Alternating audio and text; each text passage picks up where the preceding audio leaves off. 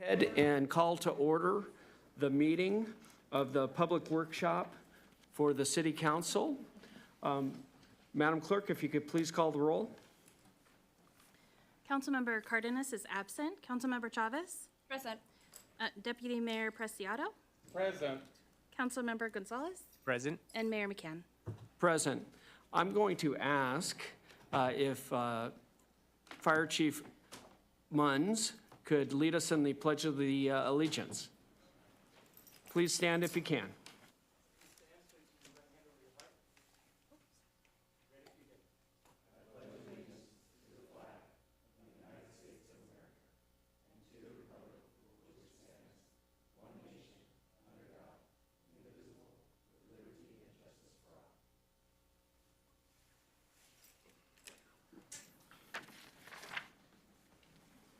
Well, thank you for everybody here. This is a workshop, and so what I'm going to do is I'm going to go ahead and then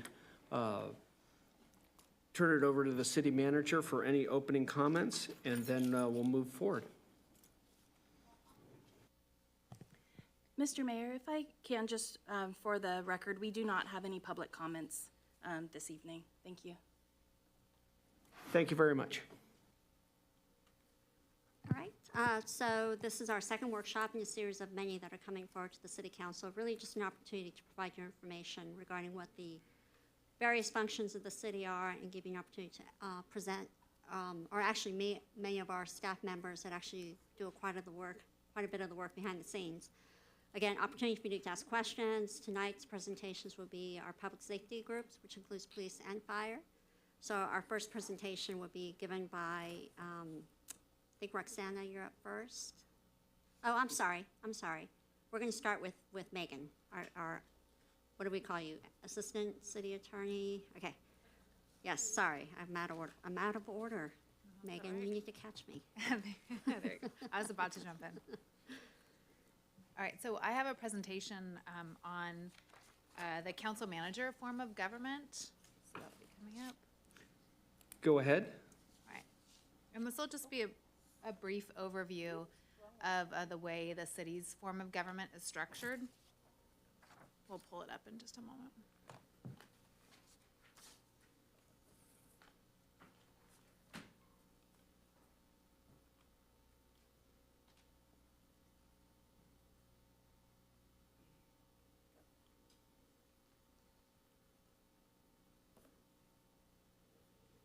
The red dot.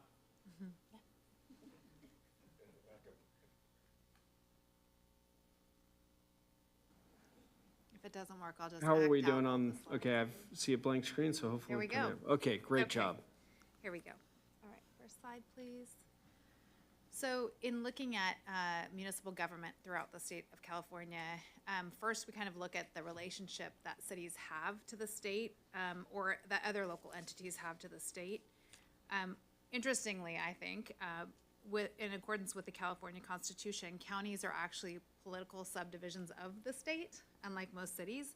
So a major function of counties is actually to assist the state in administering its programs, which is very different than cities. Cities are not political subdivisions of the state under the California Constitution or under any state law. And instead, cities are instruments of local self-government that exist for the residents of those cities. So once established, cities have a specific constitutional authority to govern their local affairs, but they can sometimes still be subject to some of the general state laws. And the Constitution of California actually controls and limits the way that the state can interfere in some local authority matters. So there are two basic, and you see up here, city classifications, both general law cities and charter cities. And general law cities derive their powers from those state laws, whereas charter cities derive their corporate powers directly from the California Constitution, and they're just limited by the provisions of their own charter, and then by any state laws that are statewide concern matters. So the charter, as you likely know, is adopted by a majority of voters, and then once in effect, that's essentially the city's constitution. So next slide, please. So in order to establish your form of government, so you're either a charter city or a general law city, you establish that by city council in accordance with state law if you're a general law city, or you establish it by a charter, which we just talked about was a vote of the people if you're a charter city. And then there are two major forms of government. There are some alternative forms, but the vast majority are either mayor council or council manager. And some of you may be familiar with your experience in the city of San Diego with the mayor council form of government, which the city of San Diego operates under, which is actually quite different from the council manager form of government. So with the mayor council form of government, the mayor basically has broad authority to administer what the city does. So the mayor has authority to hire and fire executives. The mayor has the authority usually to present the budget to council. They're more involved in the day-to-day operation and management of the city, and political power is really concentrated in the mayor. The council manager is a really different form of government. And this came out of the turn of the century, this progressive movement to address corruption in cities and unethical activities in government, and to try to separate out management from the political sphere of cities. So in that form of government, the elected city council is the one that's responsible for policy making, but a professional city manager is the person who's actually responsible for administrating the day-to-day operations of the city. So and that city manager is appointed by the council, who's been elected by the people, but is the professional manager of the city, unlike the mayor council form of government.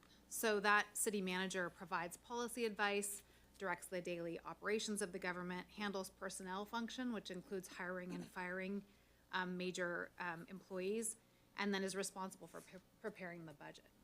So you see two very different forms of government. Next slide, please. So the council manager form of government is actually one of the most common types of form of government. Most medium to large cities use this form. It is the most common form of government in California, and the most common form in the US, actually, for cities of more than 2,500 people. And most cities that have incorporated or changed their form of government since 1970s have actually changed it to council manager form of government. It does provide professional management and removes politics from the day-to-day administration of a city. And it's based similarly on the model of a board of directors that appoints a CEO to actually run the business, or a school board that would appoint a superintendent. The city manager is selected solely based on their executive and administrative qualifications and experience. So this two very different forms of government. We'll now kind of go over what the city of Chula Vista uses, as all of you are probably aware now, as the council manager form of government. So next slide, please. So our charter specifies that Chula Vista uses that council manager form of government, and then it specifies the scope of authority for both the city manager and the city council, including any powers and limitations to that power. And this is found in three main sections of the charter, and the two you see right now on this slide are the sections that apply to the city council. So that first one is Charter Section 201, which establishes the formal council manager form of government. And then it specifies that the city council establishes the policy and the city manager carries out those policies. And generally, all powers of the city are vested in the council, except when the charter speaks to something outside of that model. So 201 actually establishes this form of government and the general powers. 305 specifies the limitations on the council's authority, and those things include, it prohibits attempts by council, either directly or indirectly, to unduly influence the city manager or others appointed or confirmed by council. And that's just confirming that difference between the day-to-day operation of the city versus the policy-making and direction of the city. It prohibits the council from performing any administrative or executive functions for the city unless the charter or an ordinance, which is allowed by the charter, says so. It also prohibits the council from ordering or requesting the appointment of a person to employment with the city, or the removal of an employment from the city, which is very different, right, from the mayor council form of government, where the mayor could actually do that themselves.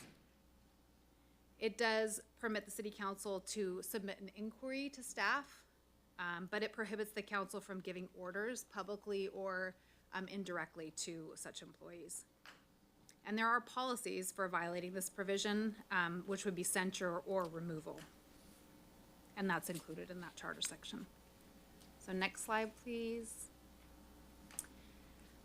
Section 400 and 401 speak to the city manager's powers and duties. So the city manager is appointed and removed by action of council and chosen on the basis of their qualifications and experience. Their salary is fixed by the council. Section 401 talks about the powers and duties of the city manager and specifies really that the city manager is the head of that administrative branch of government, that she's responsible for administering all departments and business of the city, that she has the power to appoint and suspend or remove employees, including department heads, that she prepares the budget and submits it to council for consideration and approval, and then once the budget's adopted by the council, she's responsible for administering that adopted budget. It specifies that she provides reports on the city's fiscal activities, that she keeps council advised of the financial condition of the city, and that she makes all general rules and regulations for running the city. She does have the authority under the charter to appoint advisory boards and committees to advise and assist her work. And she just ensures in general, in coordination with the city attorney's office, that the city complies with all of the laws we're required to. Next slide, please. So this is the final, this was a very kind of brief overview, but this is the final note on the relationship between the city attorney and the city council and city manager. So the city attorney really acts as kind of the check and balance on both the council and the city manager, all of whom are required to perform their duties in compliance with the law. In some ways, the way the council manager form of government works, the city attorney helps with efficiency, right?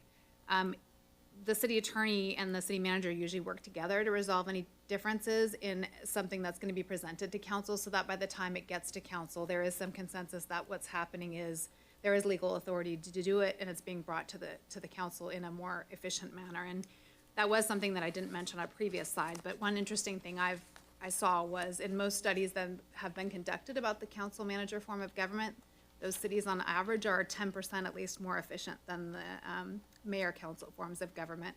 The idea being just that when you have a professional running your city, it tends to operate more smoothly. So that's kind of a brief overview. I think it's probably pretty basic, but a very different form of government, obviously, with the people electing the council to represent them and to set the policy, and then a professional to run the day-to-day operations of the business. Any questions? Great. First, Madam Mayor, or Madam Clerk, do we have any comments from the public? We do not have any comments on this item. Okay. Any comments or questions from the council? Member Gonzalez. Thank you for the presentation. And I'll start out by saying that I definitely, for one, appreciate the professionalness, expediency of having a city manager form of government, especially one as professionally run as this. And I've worked with the city of San Diego, both under a city manager and a strong mayor form of government. And this is as smooth an operation as I've seen. If anything, my concern is making sure that the council takes seriously our obligations under the charter. I think even under a strong mayor form of government, it's inappropriate for a council member to direct city staff to do anything, especially under a city manager form of government. But is there an example of an appropriate time when a council member could reach out to, say, a department director for information, to research, et cetera? Inquiries can definitely, inquiries are appropriate, so to ask for information is fine. The line that would be crossed is if you were to tell a department head to do something, order them to do something specifically, but it is not uncommon to ask questions when a matter comes up. Sometimes, for example, constituents might contact you with questions about issues, and so reaching out to someone to just ask, can you provide more information on this, is acceptable, but turning around and saying, can you do this or make this happen, would then be crossing the line into ordering them to do something. All right, thank you. Any more questions? Okay, seeing none. Alonzo, or Member Gonzalez, I think that's a great question. And you'll notice, like always, everything, communication is key. And the city manager, our city manager, has just been tremendous at being able to communicate and working with her if you do have a question or you do want to get some information or data from one of the departments. I always work with her because she does an exceptional job. So, okay, with that, that seems 5.1 is done. So we'll now move to 5.2. Before we start that presentation, Madam Clerk, do we have any members of the public who would like to talk? Mr. Mayor, we do have one individual who would like to provide comments. Would you like him to make his comments now or after the presentation? Who is it? Alan C. Do you want? Yes, I'd be happy to make that happen. And 5.2A is the presentation by our police department. We not only have the chief, but we have the AC, the assistant chief. So clearly we are feeling pretty good today.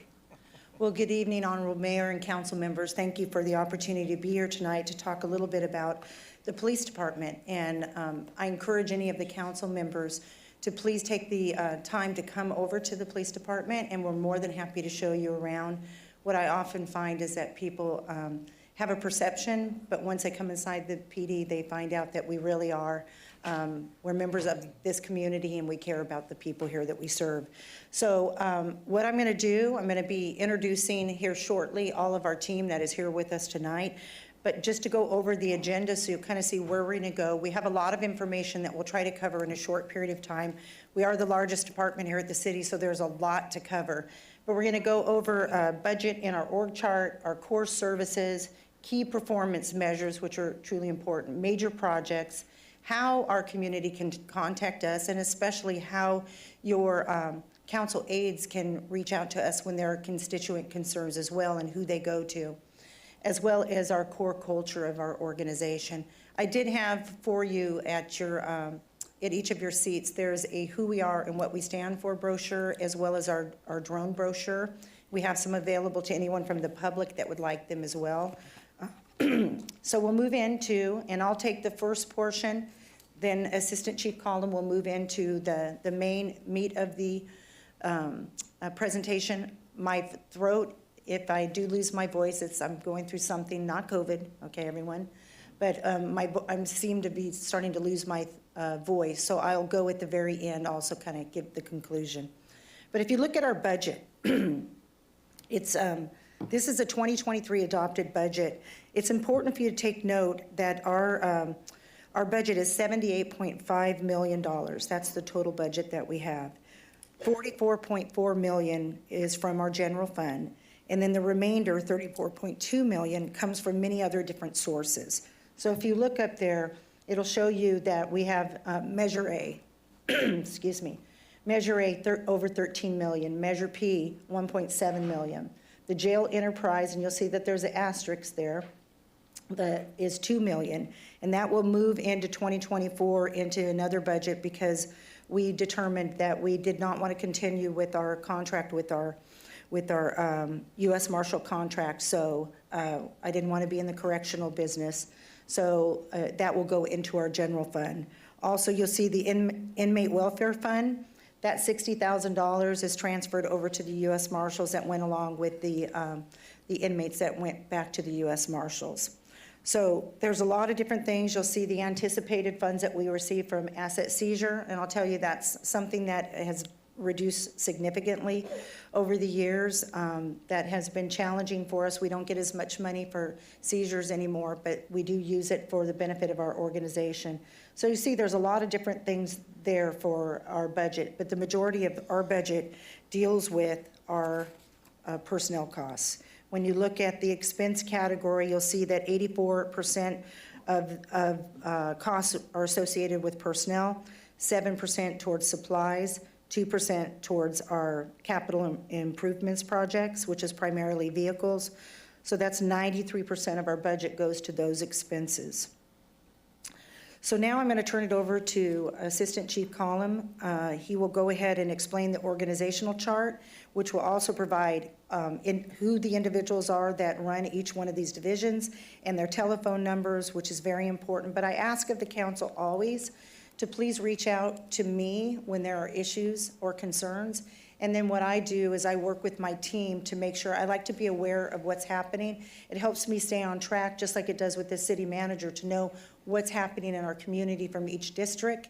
And that way we have a better way, along with my assistant chief, on working on strategies to address the issues. So I almost called you Captain Collum. My It's goodness. old habits die hard. It is old habits, but it's Assistant Chief Collum.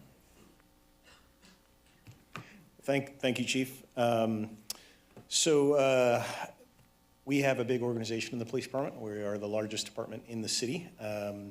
And it's a little complex when you think about it. Most people don't know how a police department is actually run. Most people know kind of a loose idea of what we do, but the details, I'm going to walk you through a few of those details, right, at a fairly high level. But on the screen in front of you, you see a version of our org chart that gives you an idea of generally how we're organized. Obviously, we have a command team that's comprised of the chief of police, who you know very well. And then we have 5 other command team members that work with the chief. First off, there's three captains, 1 assistant chief, and then an administrative services manager. And every single one of those command team members is in charge of a division in our department. That's our terminology for it, so a section of the department that's broken up by function. I'm going to introduce a few of our team members before you today so that you can make sure that you can connect a name to a face in case you're not already familiar with them. So our largest division in the department, and I'll talk about that in just a moment, is led by Captain Dan Peak, and Captain Peak is seated behind me over my left shoulder. And then we have our investigative division, the second largest division of our department, that's led by Captain Miriam Fox, also seated over my left shoulder. Not present with us today is the captain over our support operations division. His name is Captain Henry Martin. And then last but certainly not least is our administrative services manager, Jonathan Allegre, seated here with me today as well. So I'll now take you through each of these divisions and just real briefly kind of what they do, starting with our largest division, the Patrol Operations Division. So our patrol operation, again, largest division in the department, 226 plus full-time equivalent personnel. That includes 20 part-time community service officers. And they have 24/7 responsibility for responding to crimes, calls for service, proactive prevention strategies, traffic safety, and much more. Basically, these are our real first responders, largely made up of folks that you may see in uniforms like what I'm wearing today, driving black and white patrol cars, or other types of vehicles. Those 24/7 operations are divided into 6 teams and sort of 6 shifts to cover all 24 hours of the day and 7 days of the week. Our officers are not stationed in the police station. So when we have officers in the Patrol Operations Division, they spend the majority of their time operating out in the streets within the community of Chula Vista. That's both so they can be quicker and closer to a call should they be needed, and also so that when they're not busy on calls, they are a visible presence in our community to help with crime prevention. Also included in the Patrol Operations Division are a couple other specialized units, including traffic safety, our school resource officer program, our street team, which is our uniformed proactive enforcement team, and then our field training division responsible for training new officers. Now, when you think about when we deploy officers in the field on any given shift, how do we deploy them? And we deploy them, much like you may have heard or seen, into police beats. And our city is broken down into the 12 beats that you see in front of you. There's 12 beats in the city, and each beat is within a certain, what we call a sector. So there's kind of like smaller grids and larger grids. 12 total beats, 4 total sectors in our city.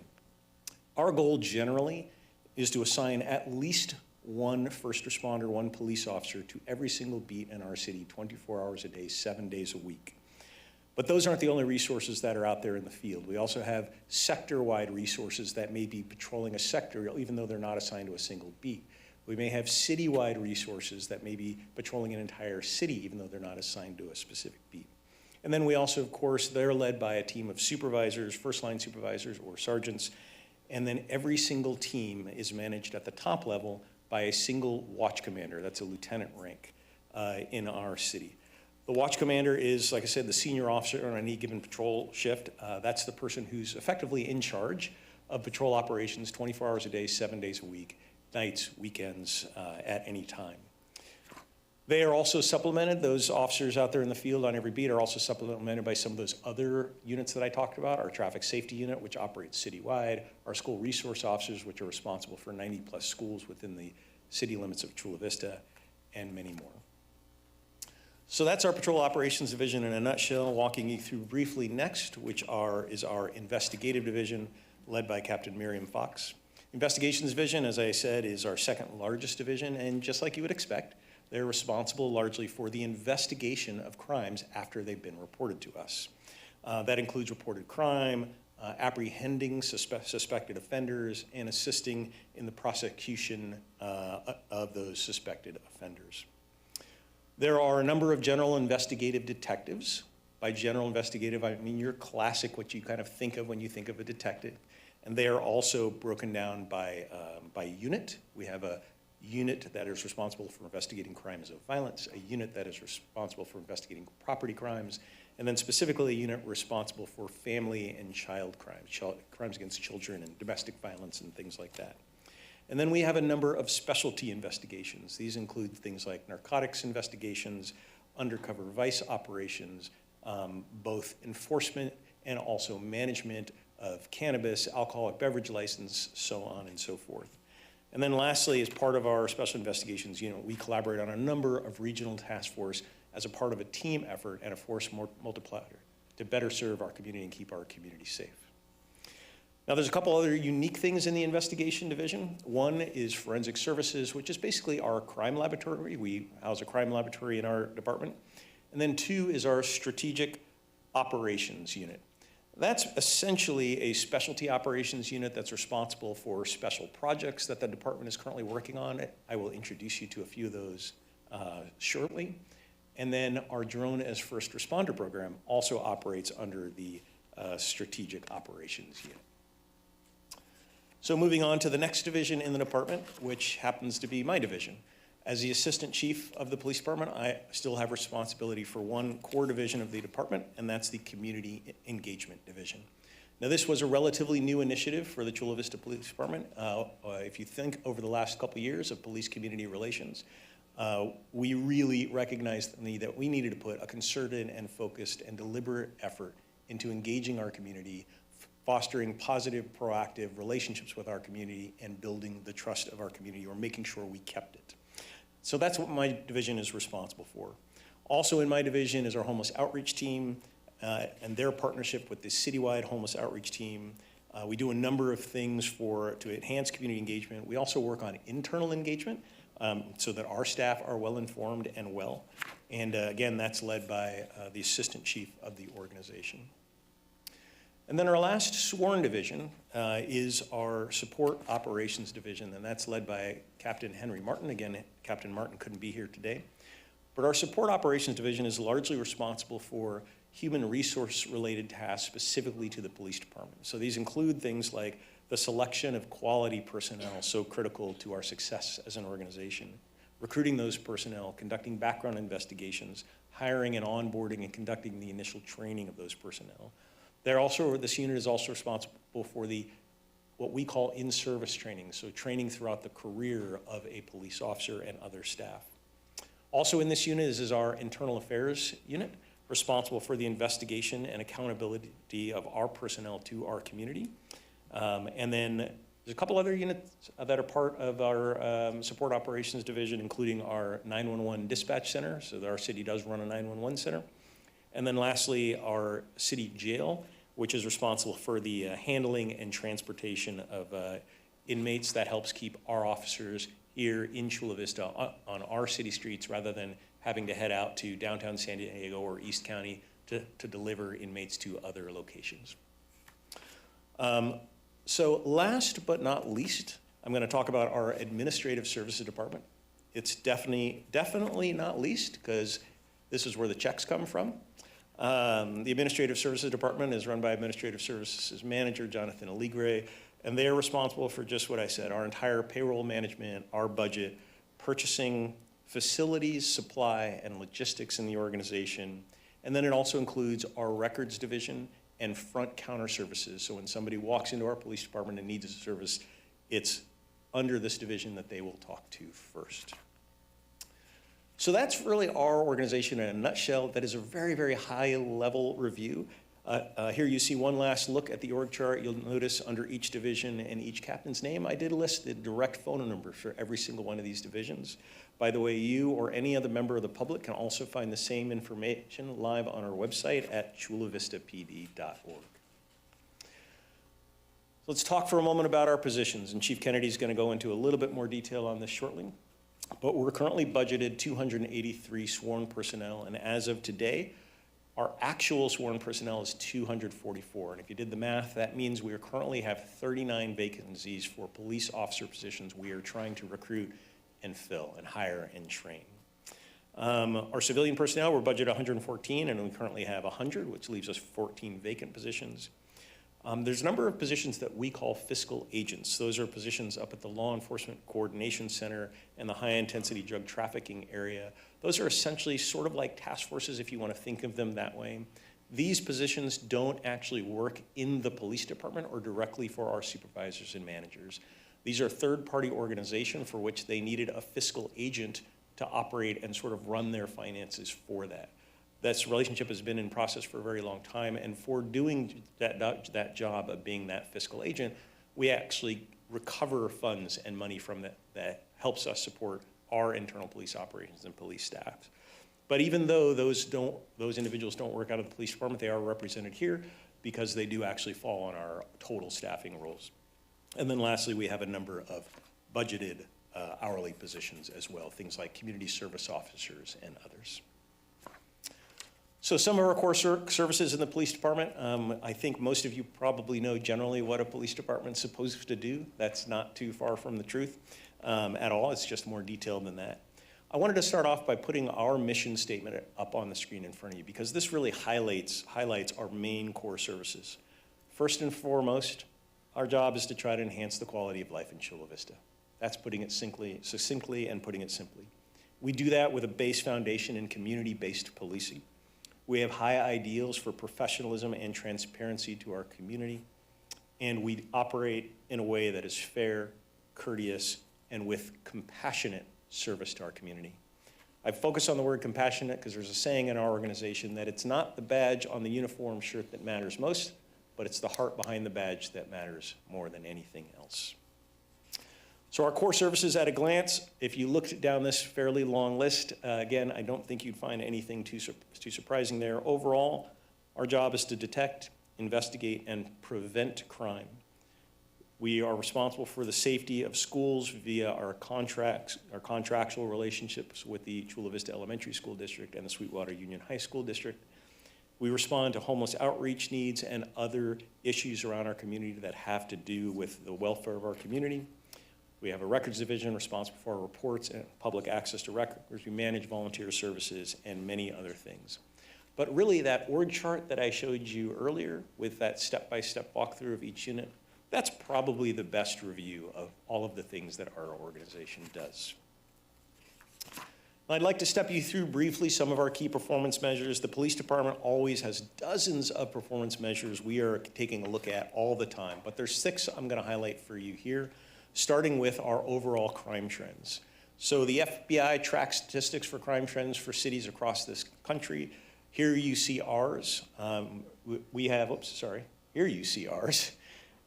Listed in front of you are the crime trends for murder crimes, rape crimes, aggravated assaults, armed robberies, and strong arm robberies. And there's 3 bars for every single crime type crime classification I listed. The bar on the right is last year's crime total, index crime rate. The next bar to the left in the orange color is the year prior, so it gives you a 1-to-1 year comparison.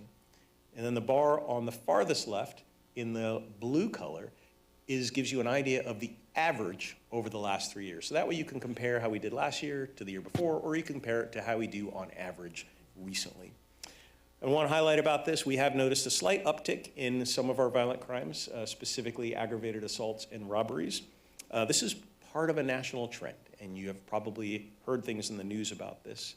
The uptick in aggravated assaults appears to be largely related to domestic violence in our city, and we have a domestic violence project working on that. And then the robberies have to do with coordinated large-scale robberies. You may have seen this in the news where like large smash and grabs and things like that happen. A lot of those are classified as robberies, and it is a regional and statewide issue. And then our property crimes are listed here. Largely upticks in commercial burglaries and thefts.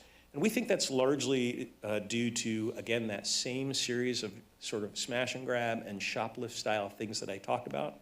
There might also be some relevance to post-COVID socioeconomic conditions, impacts of prosecution levels, decriminalization, and so on and so forth. Another way that we always look at our performance measures is we compare ourselves in terms of our crime rate with other cities in this region. And that's the chart you see before you now. The city of Chula Vista, I'm proud to say we've always had a long tradition of having one of the safest cities in our entire region, and that still holds true today. We are currently the second safest city in the county of San Diego. And I think that's saying something considering we're the second largest as well. We've maintained that position for quite some time. There was a little short time, a little bit ago, where we actually beat Coronado for a little while, but we were number one for a little while, but then the averages came in at the end of the year and we didn't quite get there. So we're still trying to beat Coronado. Go ahead and ask your question. Can you go back a couple slides? I wanted to know more about the larceny Oh, yes. issues. There you go. And vehicle theft. I see an uptick in the larceny. What is that characterized by? Yeah, as best we can determine, the uptick in the larceny, especially the larceny over $400, is larceny is theft, by the way, if you didn't know. And that's largely the result of those shoplifting style large crimes that I've talked about. So the whole state has experienced an issue with these sort of large style, they're essentially shoplifts, where they take a bunch of property from a store or from an organization. And that seems to be, best our analysts can tell us, what's affecting our larceny rates in the city of Chula Vista. It's just curious, the inverse relationship there with the under $400 larceny. Yeah, that's right. That's because the types of crimes where we're seeing this sort of, again, this organized effort, these are large crimes. These are people stealing hundreds and hundreds and hundreds of dollars worth of things at one time, right? Either in a group or in an individual. Bill, I think if you could share with him, these are the FBI statistics, so they ask for the information that way. They ask for Madam Chief, if you could go over to the microphone so people could hear you. It's my first time being called Madam Chief. The way that the statistics are gathered through the FBI are less than 400 or over 400. And so that's why it's broken up that way. It can be confusing, but also keep in mind with these thefts right now, with the state, the way the state categorizes it, is less than 950 or less is considered a misdemeanor, and over 950 is considered a felony. So next year, I believe the reporting will all be the same because they've changed how it's categorized. So they'll be merging that together and it won't be as confusing. And the last comment related to this, where does the catalytic converter fall? Because if I read my next door, that's hot in the city, catalytic converters. So catalytic converters do typically cost over $900 in cost. Wow. Yeah. Now, I can't tell you to what degree catalytic converters are playing a role in this. Keep in mind, these are 2022 year numbers, of course, but we were noticing catalytic converters back last year as well. So these are very broad categories here, and this is the way, as the chief mentioned, this is the way the FBI collects the data and reports out for cities all across this country. It doesn't tell you a lot about the details based on this, but we have a crime analysis unit that is working every single day of the week, digging into these kind of details to try to inform our police department so that we can provide the best service based on the needs in this community. Any more questions, Member Preciado? No, thank you. Okay. Go ahead, Assistant Chief, and continue. Thank you, Mayor. So another measure that we look at, we respond to thousands and thousands of calls for service per year, but only a fraction of those calls for service actually result in a reported crime that you would see documented in the crime statistics that I just displayed. So we also look at the total number of calls for service where members of our community or our police officers are noticing something and calling for some sort of a police response. So here you can see our calls for service totals from 2019 to 2022. We've broken this down for each year based on whether that call was generated by a community member who contacted us, and that's the larger number of calls every single year, or whether or not those calls were generated by an actual officer or one of our personnel in the street that saw something and self-generated a call based on that. Now, we do notice that these numbers have been on the decline over the last couple of years. Community-based calls for service are on a little bit of a decline, but then the officer-generated call for service were on a significant decline, especially in 2020. That was, of course, the year that COVID began.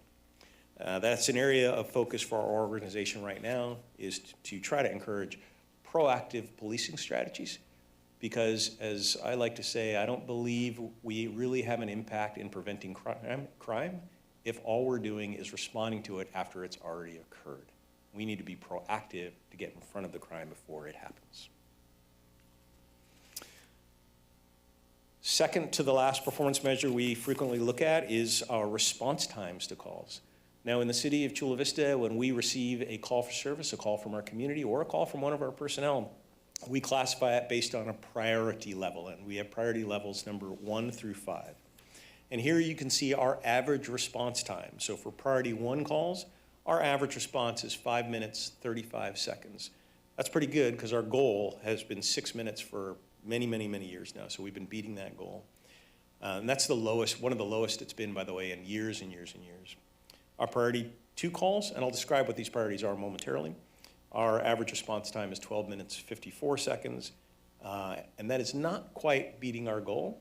However, I will say that this is also the lowest it's been, among the lowest it's been, and it's been probably 20 years before we even get this down to this level. To briefly describe what the priority levels are, I have to be cautious here because there is no hard and fast rules. As you can imagine in policing, any number of variables and circumstances that are occurring in the field may change the priority of our response. But in general, our priority calls I like to call our emergency, life and death style emergencies. Our priority 2 calls are active, urgent situations and crimes in progress that require a police officer response as urgently as possible.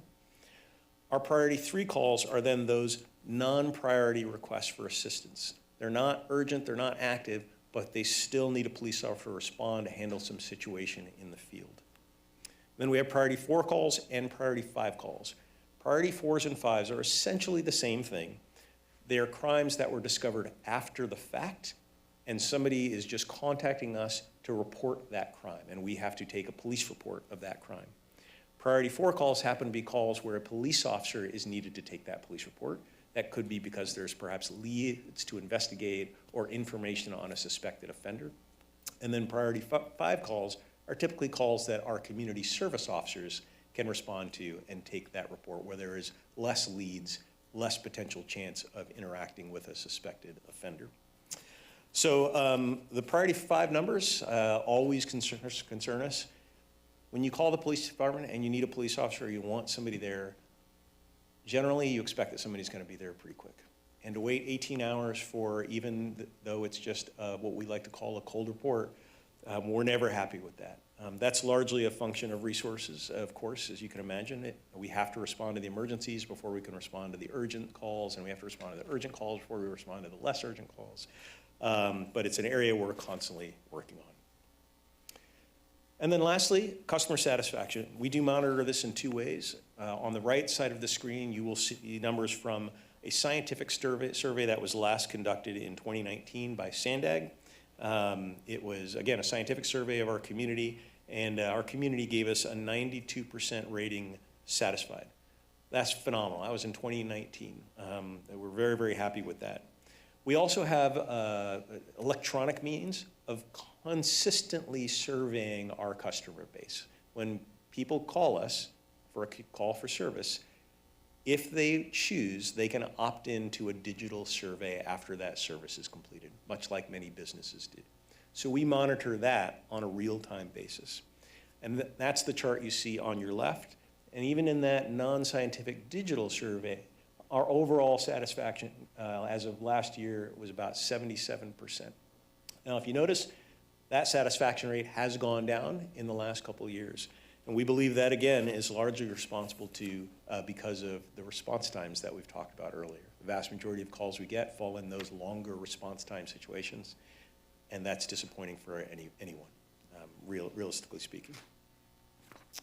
So then I'm going to just real briefly go over a couple of our major projects, some things I've mentioned before. I'm going to start first and foremost by talking about our Drone as First Responder program. This is a world-leading, world-renowned program. Chula Vista Police Department is proud to have started this program. Honestly, in my 31-year career or something like that, this is the best de-escalation tool I have ever seen because it puts real-time, actual first-hand information into the hands of our police officers before they round before they round the corner and are confronted with a situation that they didn't expect.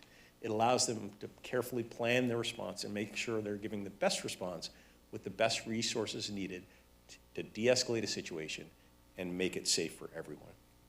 Our Drone as First Responder program is, our drones are flown by trained police officers. They only fly to calls in response to an appropriate call for service. So just like an officer may need to drive to the scene of a call in response to a call for service, this police officer can fly a drone to the scene of a call if appropriate based on a call for service. The drone program has served over 14,000 calls for service in its lifetime. It is incredibly fast at getting on scene. If you remember our goal in terms of response times to priority 1 calls, it's our goal to get there within 6 minutes from the time our phone rings to the time our officers are on scene. The average time it takes a drone to get on scene is 95 seconds. The drone has been directly involved in the apprehension of 1,800 suspected offenders. And because a drone can get overhead and see what's happening in a scene, sometimes the drone can know that that scene is no longer there. Say, for example, a traffic collision in an intersection. And then the drone can inform the responding officers, hey, you're not needed. You can go back out in the field and handle other calls. It can inform responding fire apparatus, you're not needed, or we need more resources there. But because of that capability, the drone has saved over 3,000 calls for service where a police officer would have otherwise been needed to drive to the scene, helping keep more officers on the streets. The next program I'm going to talk about briefly is, the rest of these are more brief, is the Live 911 system. Again, very proud of this. This started here. It was started, frankly, by one of our personnel many years ago. This system, for the first time anywhere in the country, as far as we know, allowed us to live stream live 911 calls directly into the computers, directly into the cars of police officers in the field.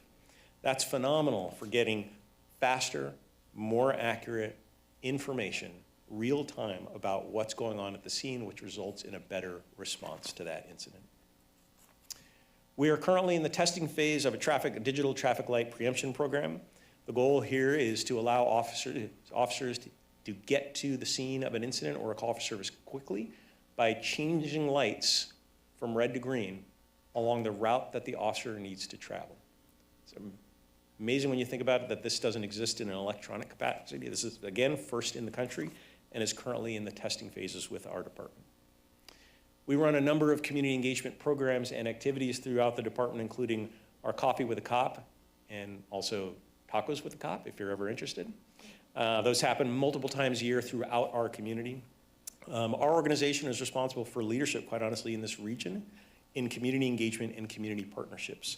Our chief, along with other chiefs in the region, and our faith-based leaders in this region created an organization, for example, called Stand in the Gap. And this was created after the tragedy of George Floyd and is designed to help build bridges, maintain communication, and enhance trust between the police and the community, working through faith-based leaders in the community. And so they meet with the chiefs every single 2 months. Our chief of police happens to be the chair of the Regional Chiefs and Sheriffs Committee. I happen to be the lead for the Regional Seconds in Command of Police Agencies Committee. And then we run multiple local community police academies, teen police academies to educate and engage and involve our community as well. Some of our big events, last year we did our first ever Faith in Blue event. This is a all faith, but faith-based event, again, intended to bring the community close to the police department. Every single year we do a very large holiday meal giveaway around Christmas time.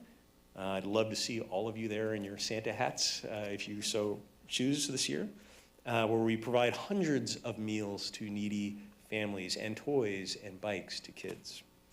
And then a program started by our school resource officers alone is our shoe and sock giveaway, where they recognize kids were going to school but couldn't afford new shoes. And if you ever think of kids in a young school that have old shoes and comparing them to their friends' shoes, that can have some pretty big impact. So they started this program partnering with businesses in our community, and they give out hundreds of new shoes and socks and also toys and other goodies. Our largest community event actually happens at our police facility. It's called National Night Out. This is, in a sense, a fair-like atmosphere right on the front steps, the front sidewalk, and the front courtyard of our police facility. If you've never been there, again, I encourage you to come. It's a great time. It's a great time for our community. It's supported by our local businesses who provide food and other resources. It's supported by our police foundation. And then our officers and personnel have a great time with the community. It also happens to be our open house as a police department, and you can actually walk through the police facility and take a look. Not trying to twist anybody's arms, but it happens to be scheduled for August 1st of 2023. Of course, our homeless outreach team plays a really valuable role with the city's overall homeless outreach efforts citywide, and we're very, very happy, as so many in the city are, at the Bridge Shelter opening coming up shortly. We also run a number of educational awareness campaigns, many of them supported by many of the grants that we have. What you see before you is our marijuana and nicotine awareness campaign. And these are a bunch of community and youth education campaigns that are largely supported by grant programs or individually by the department. And I didn't go without wanting to say that we are responsible for two boards or commissions. One is actually a commission. It's our Measure A Citizens Oversight Commission. But then secondly, there's the Police Department's Community Advisory Committee. I point this out because it's not actually technically a commission, but we operate it like a commission. The Community Advisory Committee consists of 12 members from across our community that meet with the police department on a regular basis. Currently, it's quarterly. They meet with our chief and command staff, and they advise on policy, procedures, training, issues, questions in the community, so on and so forth. It is co-chaired between our chief and Norma Casares, if you know Norma, and you know she's not shy about telling us when there's something that needs to be told. So we really appreciate that partnership, and again, you can find more information on our website at ChulaVistaPD.org. And then lastly, for me, I just wanted to let you know how you can contact us, how the community can contact us. Obviously, for any emergency, just pick up any phone and just dial 911. For non-emergencies that require police assistance of some kind, it's always best to call our non-emergency number. That number is 619-691-5151. And then there's a number of other resources and things that we may do for which we have, the best contact is to go through Act Chula Vista or our website. So for police records, for example, there's a whole page on our website dedicated to that at ChulaVistaPD.org. For things like graffiti that is not in progress, just reporting graffiti somewhere in the community, abandoned vehicles and other things, we use Act Chula Vista, also known as See-Click-Fix. Now, there could be many other situations that the police department may not be directly responsible for example, sewer emergencies or water emergencies. Many of those also use Act Chula Vista. But I also want to let you know that our police dispatch center does get those calls as well, and we will also direct them to the right place. But it's best to use Act Chula Vista when you can, because that gets it immediately where it needs to go. And as I said, all of this information and more can be found on our website, including detailed pages with information, data, reports, policies, and more at www.chulavistapd.org. So with that, I'd like to hand it back to Chief Kennedy, who's going to lastly talk few about our culture and then about some current highlights. Chief? Thank you very much. Before you start, Chief, though, I know that Member Gonzalez had a question, and I think it may have been on the presentation by the Assistant Chief. Go ahead. Thank you, if I may. And I wanted to ask it earlier, but the mayor said, hey, he is on a roll. Let him go. And I appreciate that because that definitely was a ton of information, and I come to a workshop expecting to be informed, but not necessarily to be inspired and encouraged. So I definitely take that information and give you kudos for that. Regarding response times, I don't want to be myopic. The concern is how do we improve response times in general, but my question specifically is if it's broken down by beats at all for our information, and then I had a follow-up question. So the response times that you see on the screen is citywide, and it is an average citywide. So internally, as I mentioned earlier, what you see before you is just 6 categories of key performance measures. In reality, there is dozens and dozens and dozens that we monitor all the time. So we are able to monitor response times by beat, by sector. We're able to monitor it by time of day, by day of week, so on and so forth. So we do have those numbers, and if you like, our staff can get those for your team. But these numbers on the screen represent a citywide average. Great, good to know. And then my follow-up question is then just noting, again, I hate to be myopic, but just I couldn't help but notice that beat 42 is huge. Both geographically and now as it grows population-wise. How often is the size and the boundaries of the beat revised and reconsidered? Yeah, I was going to try to get back there, but I think it may be too far back for me to all completely get to. But yes, beat 42 is by far our largest beat. It is also among our least dense beats in terms of population. It is also, however, a very fast-growing beat at the same time.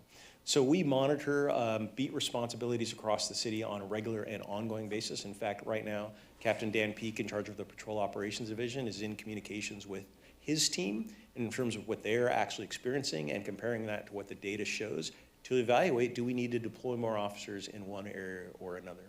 There is no specific formula for when we might evaluate an actual change in beat structure because that is so dependent on many variables beyond our control, like population growth rate, as well as road and traffic rates throughout the city. But we do monitor it regularly. I can add a little bit more on that. So what we're doing right now is we're working with some salary savings, because you'll hear as I go into my discussion about some of the challenges that we're facing with staffing. And Captain Peak has been working on having officers work in the eastern portion of the city, overtime positions, and trying to gauge if it's making an impact to help in those areas. So we're always looking for ideas, but truly, we are facing a challenging time right now. And but I want you to know before I get into the challenges, a little bit more about our culture at the organization and what is truly important to us. You saw Assistant Chief Collin talk about our mission statement, and really that is truly an important philosophy that is across the department. But even more so, we talk about, and it's something that I talk about, I have the honor and the privilege to hire every single officer that works for Chula Vista, and I take great pride in who wears this uniform and this badge. And it's much more, when we talk about the heart behind the badge, that is truly important. You have to have a heart for service. This is a very difficult job in law enforcement right now, and it's a difficult time because the atmosphere in law enforcement has changed in the last few years, and I've been doing this for 31 years, and I've never experienced what I have in the past couple years. And so we need to make sure that our officers understand the importance of their partnership with the community, and that we tell them, look, we understand that sometimes you can go to calls that can be very challenging, but I want you to stop. When you start to feel like you might be kind of not maybe caring so much, and I want you to ask yourself one question. If that was your family member, would you expect an officer to treat them differently? And then I tell them, if it's yes, then you go back there and you do the right thing, because our community needs us, and our community supports us. I believe 100% the Chula Vista community supports law enforcement. And so we need to make sure that we invest in our community so they invest in us. And I'm very proud, through all the challenges that law enforcement has faced these past couple years, that my officers are out there doing the right thing for the community. But we're also, it's not lost on us that when you call the police, you want them there. And I'm very careful about talking about crime, because that can be someone's perception. And you don't care what the crime stats say if you've been a victim of a crime. You care about having justice, you care about the officers responding quickly and taking a report. So I just want you to know that this is really important to us, and we do listen to the community. And then I want the community to know that I look at next door. And I don't respond, but I have called people, because there's a lot of misperception and misinformation out there. And so I want you to know, when your constituents call, please tell them to go onto our webpage. We probably have one of the best web pages that provides dashboards. You can actually put in information about your district, your area, your street, and get all kinds of crime data and information. And we're extremely transparent. We'll tell you. I'll tell you when I make a mistake. I make them all the time. We're not, excuse my voice, we're not perfect, but we truly do care about our community. So as we start talking about it, I want you to know, I'm not trying to be the bearer of bad news, but I've been so pleased with our previous council as they supported us through Measure A. I never personally thought Measure A would pass. I never thought our community would support a tax measure, and they did. And it has been amazing for what it has done for our department. We have been able to hire many people, but we've determined after 2020 and the past few years that there's more going on with recruiting and with retention. So we have to recruit the people, but we have to keep them at Chula Vista. And so if you look at this slide up here, our applications, so as you've heard the discussion about law enforcement, and some of it has been extremely valid, there have been problems in policing, and my hope is that every chief of police or sheriff takes that into consideration and does what you need to do internally within your organization to make sure you have the right people, as I said, wearing that uniform. But at the same time, we haven't been defunded in Chula Vista, but law enforcement has, as a whole, been devalued. And we have seen that translate into less people wanting to be police officers right now. And so when you look at the numbers up there, in 2018, 2712 were the applications that came in for the recruit level officer. These are the new individuals that don't have any law enforcement experience, and their goal is to become a police officer. And now it's moved down to 2022 to 1513. And so that's been a 44% reduction in interest in law enforcement. And that's very challenging. And when you look at the laterals, which we've done amazing things, we've provided a $25,000 lateral incentive. And it's gone from back in 2018 to 143 down to 80 in 2022. Now, keep in mind, I'm not going to hire someone just because they're lateral, and we have to make sure we put the right people in uniform. They have to be the right fit for Chula Vista, and we have to be the right fit for them. That's our goal. So we're on a downward slide, and our hopes is that as a city, we find a way to find the right people. I mean, for me, I never planned on being a police officer, and I call it the nudge. Someone that I met that was a police officer talked to me and said, man, you would be a great police officer. And I thought, me? And then what I started doing was I started noticing law enforcement and looking at it and thinking, you know, I could do that, I could do that. And I started off as an officer here 31 years ago and worked my way all the way to the top, never expecting to be the chief of police. So that's our goal, is to encourage people into a career of service to make a huge difference. So next slide. So when you look at recruiting and retention, you might think, oh, you know, they're not hiring enough people in Chula Vista. We have increased our hiring by 55%. That is huge. But at the same time, we've discovered now it's not just a recruiting issue, it's a retention issue. So when you look at those numbers, we've increased our hiring by 55%, but at the same time, we've lost, since 2016, we've lost 110% of our officers. And I equate that to a lot of different things. I think the culture in our organization is amazing. But, we've looked at having discussions with people as they leave. We have those discussions. Many of them are evaluating whether or not they want to be in law enforcement anymore. Some are leaving to go to other agencies. Some are leaving to move out of state. Yesterday, I said goodbye to someone that left to go to Jacksonville, Florida. So we have a very comprehensive staffing report that we can make available to you, but believe me, we'd be here way longer, and I know we already went over our time limit, and Maria's looking at me, so I'll try to keep moving along.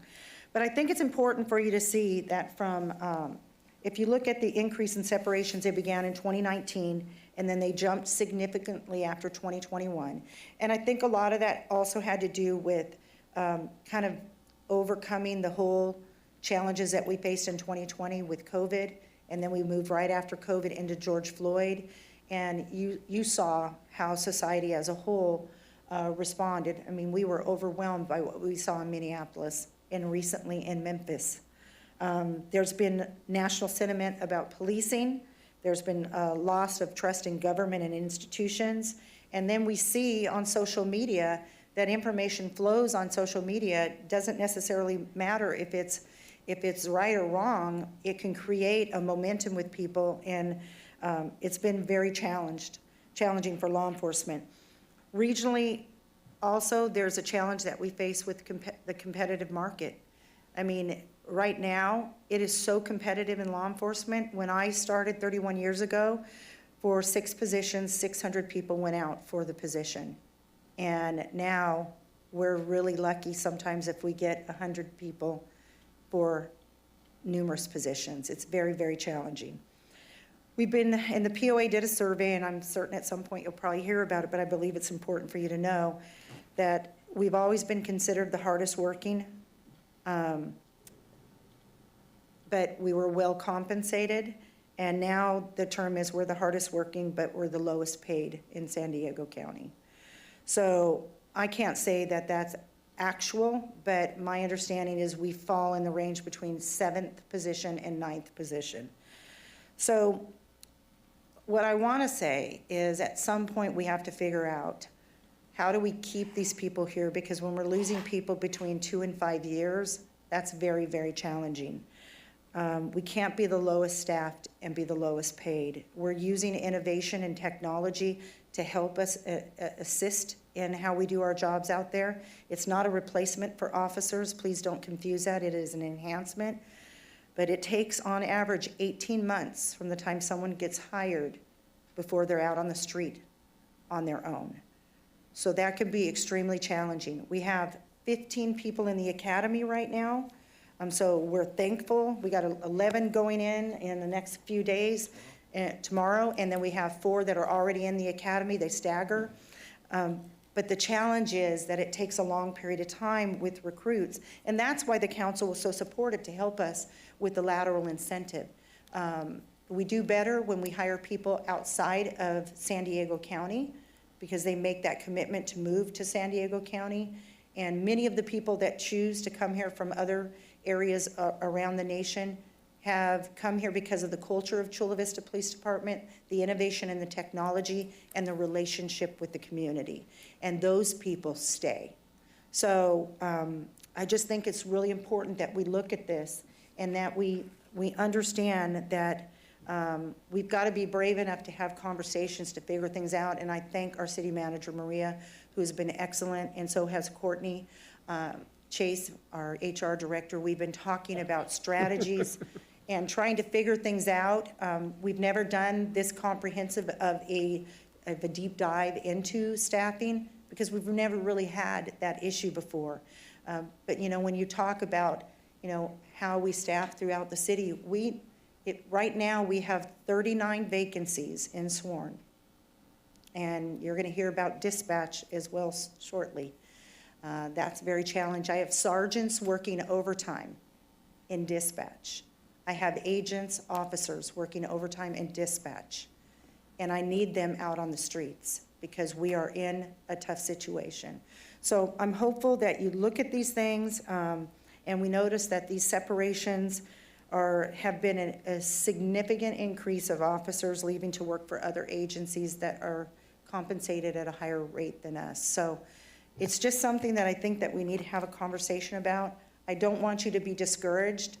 I'm in for the long run. We're all focused. We love Chula Vista, but it's difficult when I hear people say that they supported Measure A, and where are the results?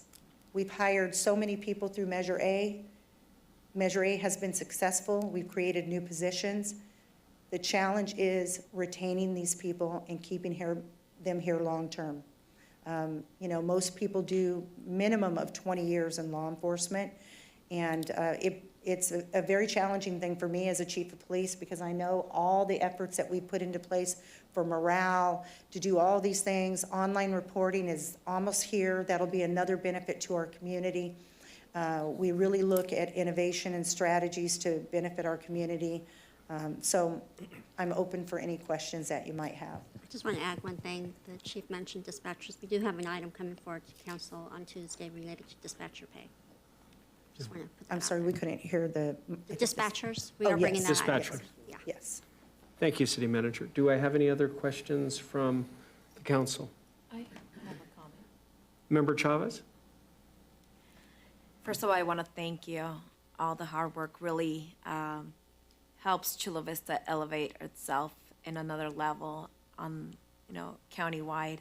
And I really want to thank the police chief. And I got a tour recently, and I just have to applaud everything that you're doing. Aside from that, on talking about the catalytic converters, is that how it's mentioned? Catalytic converters. I know you mentioned that you were doing in Southwestern College. You were engraving the names. It's called Engrave and Save. Yes. So maybe you can promote that, Jose, if you've been seeing it a lot, because I really want to. I appreciate what the police department is doing, and taking time. I think it was Saturday. So to make sure everyone understands, what we do is our police foundation has supported by buying 2 of these machines that will engrave into the catalytic converter the serial number and, or the VIN number, excuse me. It's been a while.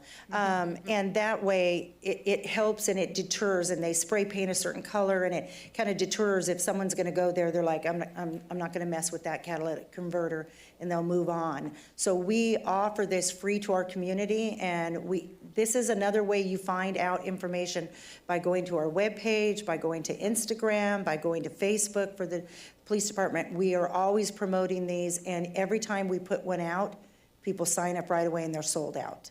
So the whole process was to get an additional one. So instead of doing only 50 cars at a time, that we could get up to 100 or more cars at a time to help our community. And I just want to end with, it fills me with deep pride. I even took a screenshot. I know I can find it on the website, but it fills me with deep pride to see our crime levels so low. And I really appreciate you putting your life on the line every single day. Thank you. Member Preciado? So, I got the rudest introduction to the city when the day I was going to be sworn in from the chief. She called me I up. didn't think it was rude. Well, I thought it was rude because it was shocking. It was really shocking that morning. Some devastating thing had happened at one of our bus stations to a young lady, and so you really put into perspective what it means to be engaged in city government and be a participant, if at the policy level. But I think the chief can tell you my phone hasn't stopped being used to call her as the community continues to be needed for very interesting things. And so I've interacted with a variety of your leaders and your officers, and so I think we need to, as a city, start and maybe as the elected representatives, start talking about the importance of moving away from some of the national challenges that are out there, and they're real, and, you know, we don't want to understate them. But in the context of building community here in Chula Vista, I think we do need to assert the importance that the community has with law enforcement for a variety of things. And I'm not too familiar with this, but, you know, it really pains me to see that there are, you have that many calls for domestic violence responses, but I'm pretty certain when those calls are responded to, the kind of heart and humanity that needs to be demonstrated to resolve those issues is clear. But more importantly, along the lines of the whole scope of the work, I can tell you that as I engage the community about the possibility of sitting here, I use the fact that we voted for Prop A and we supported Prop A because we needed to get to a certain level. And I think there's some, I can attest, I can verify that we do need to continue to support our police ranks, continue to support people staying here, being part of our community, because, notwithstanding our rosy profile in terms of statistics, the individuals who are experiencing need from this particular city service, I know they're very appreciative, and I know that they're engaged with the professional team that you have out on the street. And I don't know, maybe I can work with our council colleagues to, start some sort of campaign.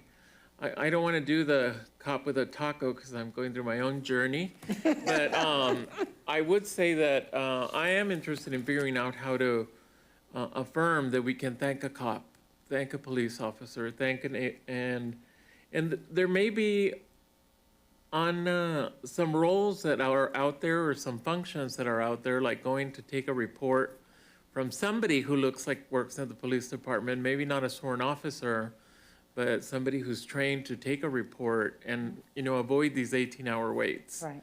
That's we have 20, we had it approved for 20 hourly CSOs. And right now, I believe we're up to close to 10 that we've hired. And they're usually college-age students and or people that are retired that want to come in. They might not want to work full-time. But the goal is to utilize this as a recruiting tool also, to hopefully kind of let them slowly kind of merge in and see and experience law enforcement. And many of them right now are already very excited because their goal is to ultimately become a police officer as well. And they're going to be the ones that are going to be able to help us, and we'll be monitoring to watch if we can get that 18-hour number down, which that's something that is really important to me. And I'll end with this. I'm very interested in seeing that kind of engagement because I know the sworn officers are, well, we need more positions, right? We need to fill more positions, but I think there are some other functions. I would love to see some community service officers on bikes in the heavy pedestrian corridors in my district. I just think the visibility could support prevention. And quite frankly, many of the individuals who are pedestrians are experiencing the city in a different way than if you're in a car. Right. And sometimes you feel unsafe, and but just having the visibility, not necessarily a sworn cop in a patrol, but just a presence of sorts. And so I'm very interested in working with the police chief and working with other elements of our force that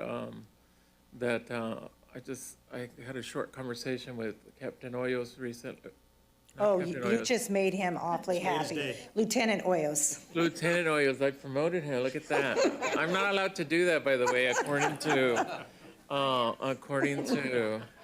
but, so, yeah, it's just, it really, and if you haven't had a chance, like in a couple of weeks, I'm gonna go visit the drone program, and I'm gonna go visit some of the other element. I've been to your office with one of your predecessors, so I get it. You have a big office.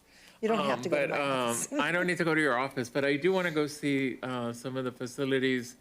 And, one of the things we're going to do, and with the other public safety component of our city, we do need to figure out a way to continue to support you and support you with resources, support you with the wages you need, because it is a critical function of the city.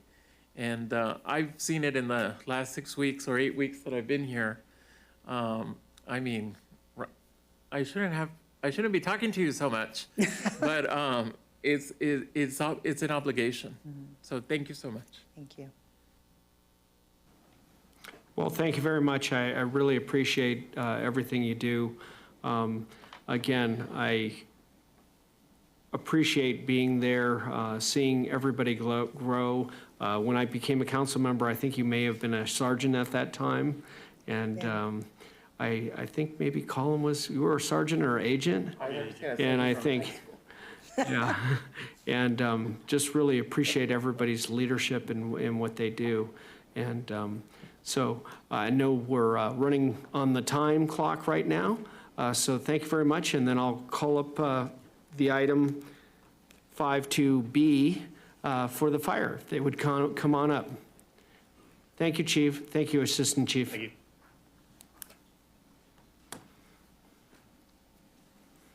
Okay, Harry, you have 5 minutes. Perfect. Yeah, right? Yeah, used to that for sure. Good evening, Honorable Mayor and Council. Thank you for the opportunity to present to you your Chula Vista Fire Department. First and foremost, while the presentation gets queued up, our mission of the fire department is to protect life, environment, and property. Very simplistic, however, straight to the point.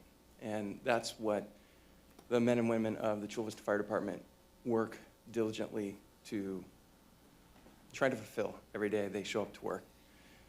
And then we also do that through what we value, and we value service and protection with pride, respect, teamwork, and safety. And that's really embodied by all of our employees when they show up to work. So I know we often are in these council chambers and we hear sirens running in the background, and they're really, that's your firefighters working diligently to provide the greatest service possible. So with that, I'll go ahead and get started. Similar to what you just saw, we have several components that we're going to work through as far as an agenda. We're going to briefly touch on our organizational chart, core services, key performance metrics, major projects, frequently asked questions, and then some other highlights that we'd like to touch on. So hard to see, but as we work through the presentation, we'll highlight each functional area so that you can see a little more detail about what our fire department is about. But as you can see here, the fire department is made up of 256 full-time equivalent positions and many functional areas that we'll work through.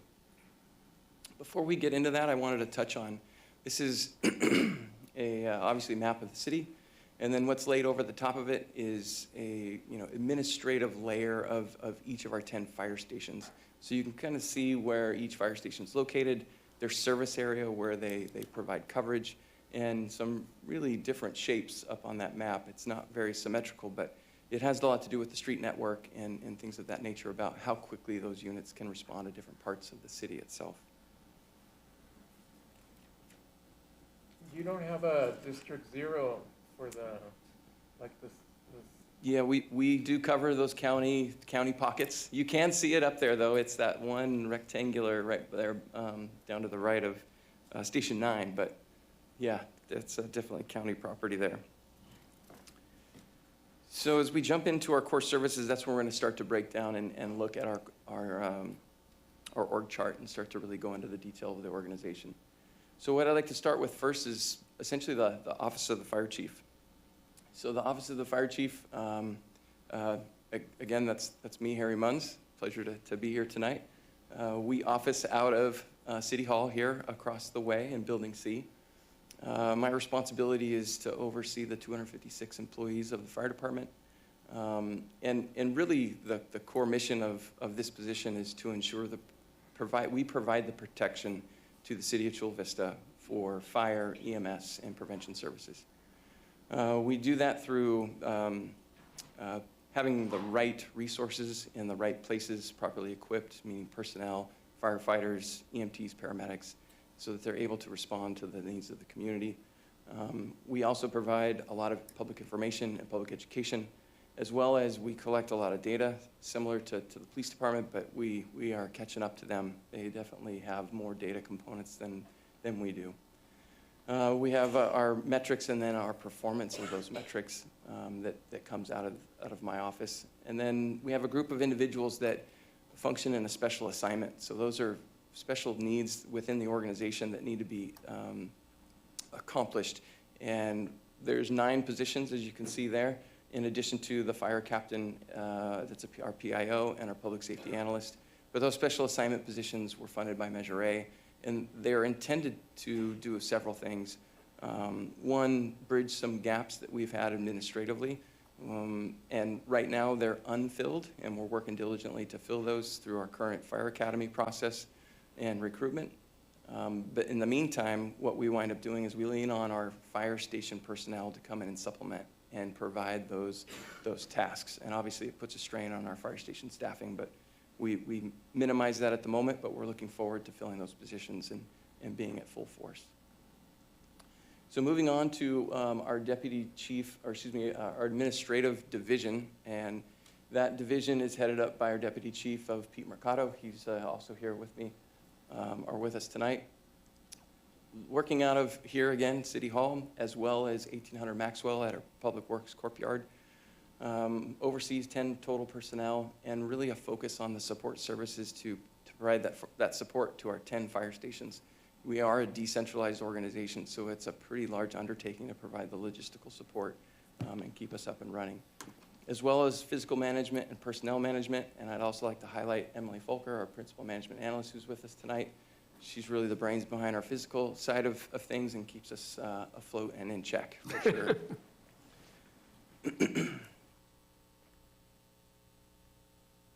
So moving on to emergency management. So also here tonight is our emergency manager, Marlon King, in the back. He oversees a really critical component of the city and just happens to be housed in the fire department. But oversees 40 hourly and volunteer personnel that provide some incredible services that we rely on heavily. Areas of responsibility include disaster preparedness, emergency operations center, management and coordination, and then of course the coordination and management of special events. And that may sound benign, but it is a huge undertaking when you take into account, I don't know, what's happened in society. Large gatherings of the public that are coming together in significant events that take place and typically not favorable. The key to those incidents that we're prepared as a city, because we're going to have all hands on deck to really mitigate those type of incidents, and that's connecting the fire department with the police department, with public works, and other components within the city. So that's a major role that Marlon takes on. And then one thing I do want to point out, the green squares in the bottom of that slide is 2 very important volunteer groups within the city. And that's our community emergency response team, and otherwise known as CERT. You probably have heard that acronym before. Just an incredible group of people that are focused on major disasters and being prepared and ensuring that neighborhoods within the city have a capability and supplement first responders, both fire and law enforcement. And then finally, the bottom one is the Citizens Adversity Support Team, or CAST, another acronym hopefully you've heard before, but an incredible group of people, a program that was developed by Dr. Emerald Randolph and is still moving just heaven and earth to support the community. And that group is there for providing that support to our community when they have a sudden loss of a loved one, especially in that sudden arena that it was unplanned for.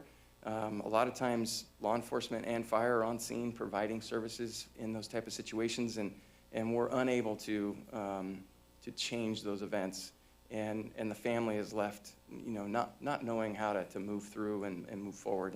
And CAST plays that role. They're on call every day of the year and provide a great service.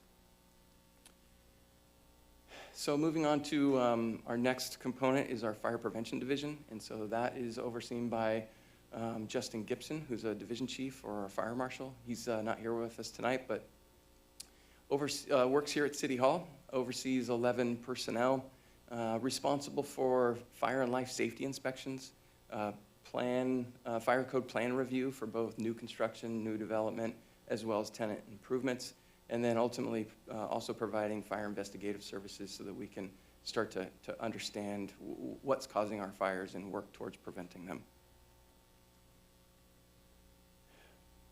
Moving on to our deputy chief, or excuse me, our division of EMS, overseen by Deputy Chief Ray Smith. He also is not here with us tonight. But EMS, pretty significant component of the fire department, especially of late, and we have some more information later in the presentation to talk about. But EMS works out of here both at City Hall, but then out of 12 fire stations. And so 12 fire stations, we have 10. The other two is Bonita, Sunnyside Fire Protection District, as well as Imperial Beach. And the reason they're in this mix is that we staff 2 ambulances that provide service to those communities, making a larger regional service area for ambulance transport. But ultimately, the EMS division has 66 personnel, and their real core function is obviously service delivery itself, but then the EMS division has a lot to administer for that, both for first responders, and when I say first responders, just to define that, first responders are the suppression personnel working out of fire stations, typically on a fire engine or a truck, a USAR, a squad unit, command vehicle, that type of thing. So they're actually sworn firefighters, whereas our ambulance staff are non-sworn personnel, EMTs and paramedics.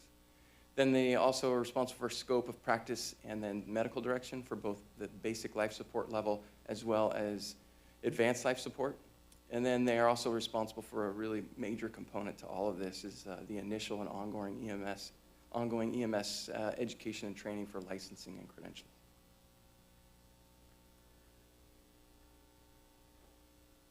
Next is operations. So Deputy Chief of Operations is Rick Ballard, joining us here with us tonight. Offices are here out of City Hall as well, but really responsible for 10 fire stations, and that's our 10 fire stations here in the city.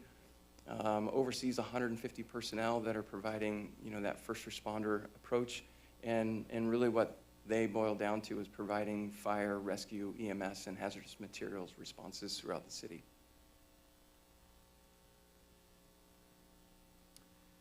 And then last but not least is our Health and Safety Training Division. And with us tonight is Deputy Chief Chris Monroe. Working out of 2 locations here at City Hall as well, but then also 850 Paseo Ranchero, which is our training facility, but also co-located with Fire Station 4. Has 6 permanently assigned personnel, but that division has firefighters from fire stations, academy cadre that work, a lot of the year and supplement the work that needs to go into training. And so they can flex up into a dozen or more personnel working in the training division. And really where that workload comes from is initial and mandated training. Essentially, the initial training is critical, that we ensure that all of our personnel meet the criteria to legally ride a fire engine in the state of California. There is an array of requirements that need to be, those boxes have to be checked to ensure we have the initial training, but then each one of those requires continuing education and recertification and skills verification. And so that's what the training division, I would say, takes up a bulk of their workload. But then they're also focused on workforce development, and that's getting our personnel ready to promote. And then it's actually conducting the promotional exams alongside of working with our HR department, skills evaluation, health and safety, and hiring, again, working with our HR department extensively. So moving on to our kind of next section of the presentation, and this is our performance metrics. So definitely going to take a few moments to work through this. What we're seeing here is 2022 calendar year data. And I wanted to start off kind of on a high note, and that's with our ambulance transport system. So there's 5 total performance metrics that the fire department adheres to, 2 in the ambulance transport, and the first one being advanced life support. So that's the most urgent or critical life-threatening call for service within the city. And so our requirement is to have an ambulance on scene of that call within 12 minutes, 90% of the time. And so it's kind of important, I would like to highlight that our metrics are not based off of averages. And really where that comes from, it's on a fractile approach, is that it's based off of establishing reliability. Because the averages are, tends to find itself somewhere in the middle of this array of the time it takes to respond to a call. On the left side, it might be only a few minutes. On the right side, it might be 20 minutes. And so in the middle, it's not creating that reliability of service so that we can arrive on scene on a reliable manner to provide the service necessary. And that's where that 90th percentile comes from. So you'll see that laced throughout all of our performance metrics. So as you can see, our ambulance transport system is at that top metric for ALS service at 96%. And so we're beating that mark by 6%, so we're extremely proud of that. And then our next one is our basic life support. So still an emergent emergency, however, not as life-threatening as these ALS type calls. So we have a little bit more time to arrive on scene, and it's a 20-minute response time within 90%, and as you can see, 98% compliance. Then moving on to our first responder component. So again, kind of re-highlighting, these are firefighters working off of our companies, our engines, trucks, USARs and squads and command vehicles. We have 3 metrics. The top 2 are for fire-related incidents. The first one being we need to have our first unit on scene within 7 minutes, 90% of the time. And when I say that first unit, it's critical that we have, and again, this is for fire incidents. It's 4 firefighters on what we call a type 1 engine, so it's got a certain amount of hose, ladders, water on that apparatus within 7 minutes, 90% of the time. So as you can see, we're at 80%, and then I guess another piece I want to highlight is that when you look at all of our call volume as a whole, this call type or this metric is addressed to 7.6% of our calls. I do want to highlight, though, that these are fire calls, so they are on that high risk, maybe lower frequency. However, the threat or damage to life and property is quite high. The next one is related to the first metric there. So the first one was first unit on scene, 7 minutes, 90% of the time. The second one being 14 firefighters on scene within 10 minutes, 90% of the time. The key to this is that a structure fire takes several crews of firefighters to mitigate. That first unit arriving on scene has some initial tasks. They start the incident mitigation in motion with focusing on life, safety, rescue, and starting to establish command and control so that we can coordinate our efforts. But then we need to reinforce that unit. So we need to reinforce those 4 firefighters with 10 additional to perform other critical tasks.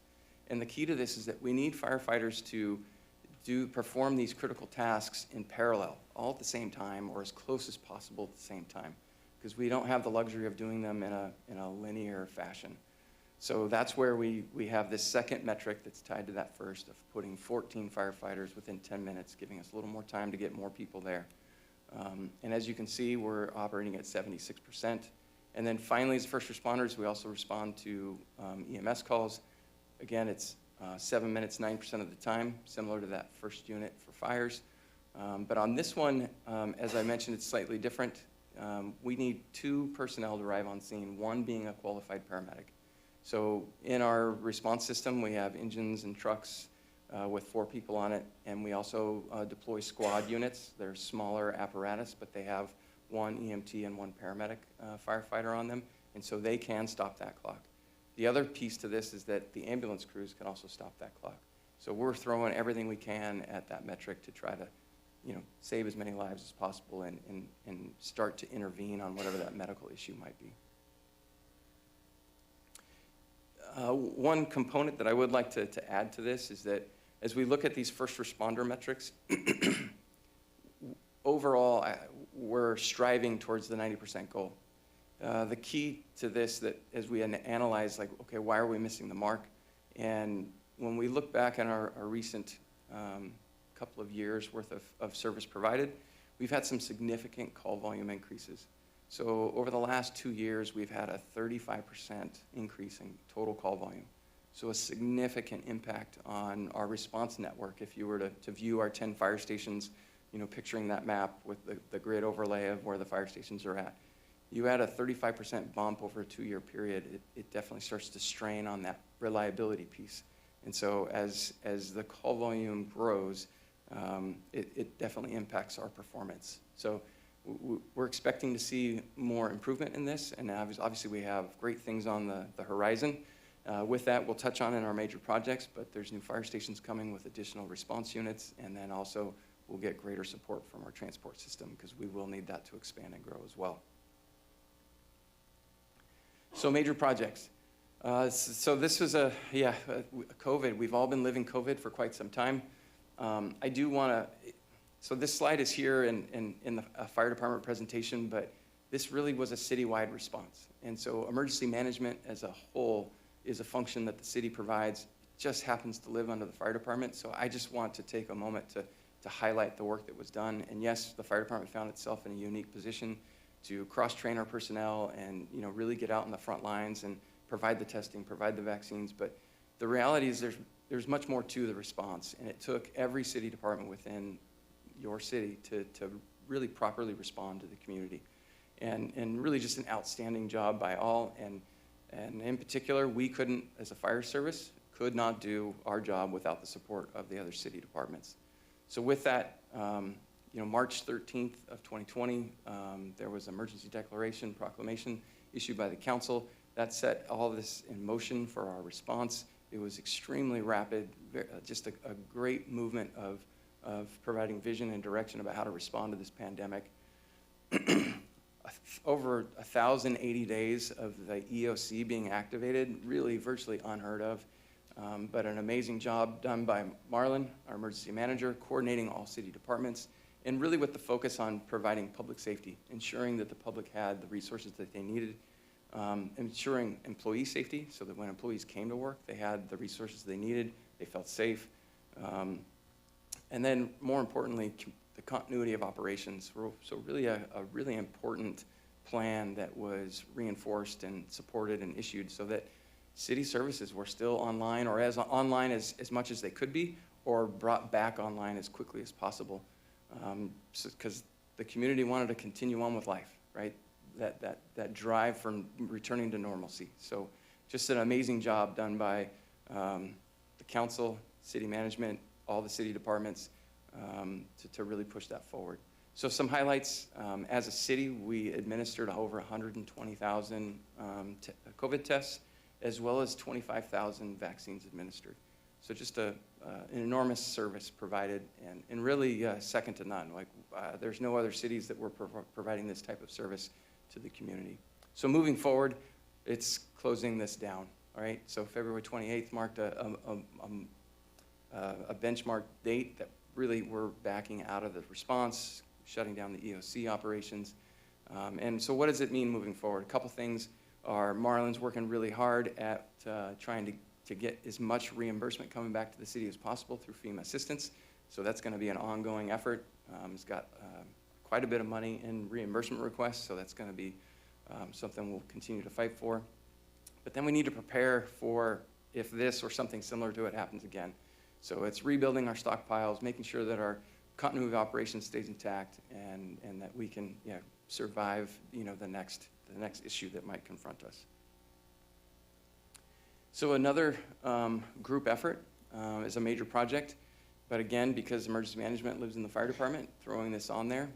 You'll see a much more detailed presentation on this program in the near future, so I don't want to steal too much of the thunder, but Marlon applied for, in cahoots with Public Works, a hazard mitigation grant, or I'll call it fuels reduction, and it's really focused on the wildland-urban interface.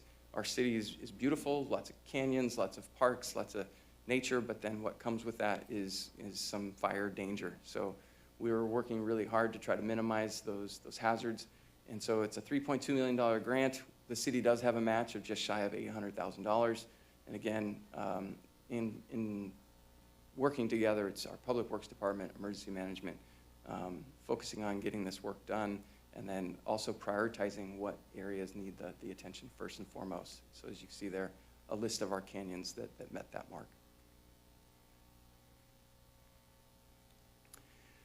So next major project that we wanted to touch on, so kind of working our way back in time, we're about at the 2-year mark that the city assumed ambulance transport services. That began on April 9th, 2021. We had two major goals or a vision as a city looking at this service. We were contracting this service out in the past for nearly 40 years. And then the city decided to assume services. Two major components that really drove that is improved service delivery and improved cost to the community. The bottom table, just to try to highlight it, again, there's the two metrics on the left-hand side, ALS and BLS. And what we have here is a comparison of what the last 6 months of the previous contractor's performance was for ambulance transport versus the following 6 months or our first 6 months as a city providing services. On the top there, it's total calls for service. We just wanted to highlight that in the comparison periods, the previous contractor ran 8,000 calls while we ran almost 9,000 calls. So even in the same time period, we ran 1,000 calls more, and they weren't meeting the metric, and we exceeded the metric. So just to show and reinforce that we really did see an issue. We worked together collaboratively, found a solution. The best solution was to bring it in-house, and here we are today. And we're still, performing at the same level. So again, just to reinforce that service improvement, hopefully that slide painted a very clear picture. But with that, we also improved the cost. So we, on day one, and still to this day, have not increased the rate. We lowered the actual rate from the previous contractor by $1,000.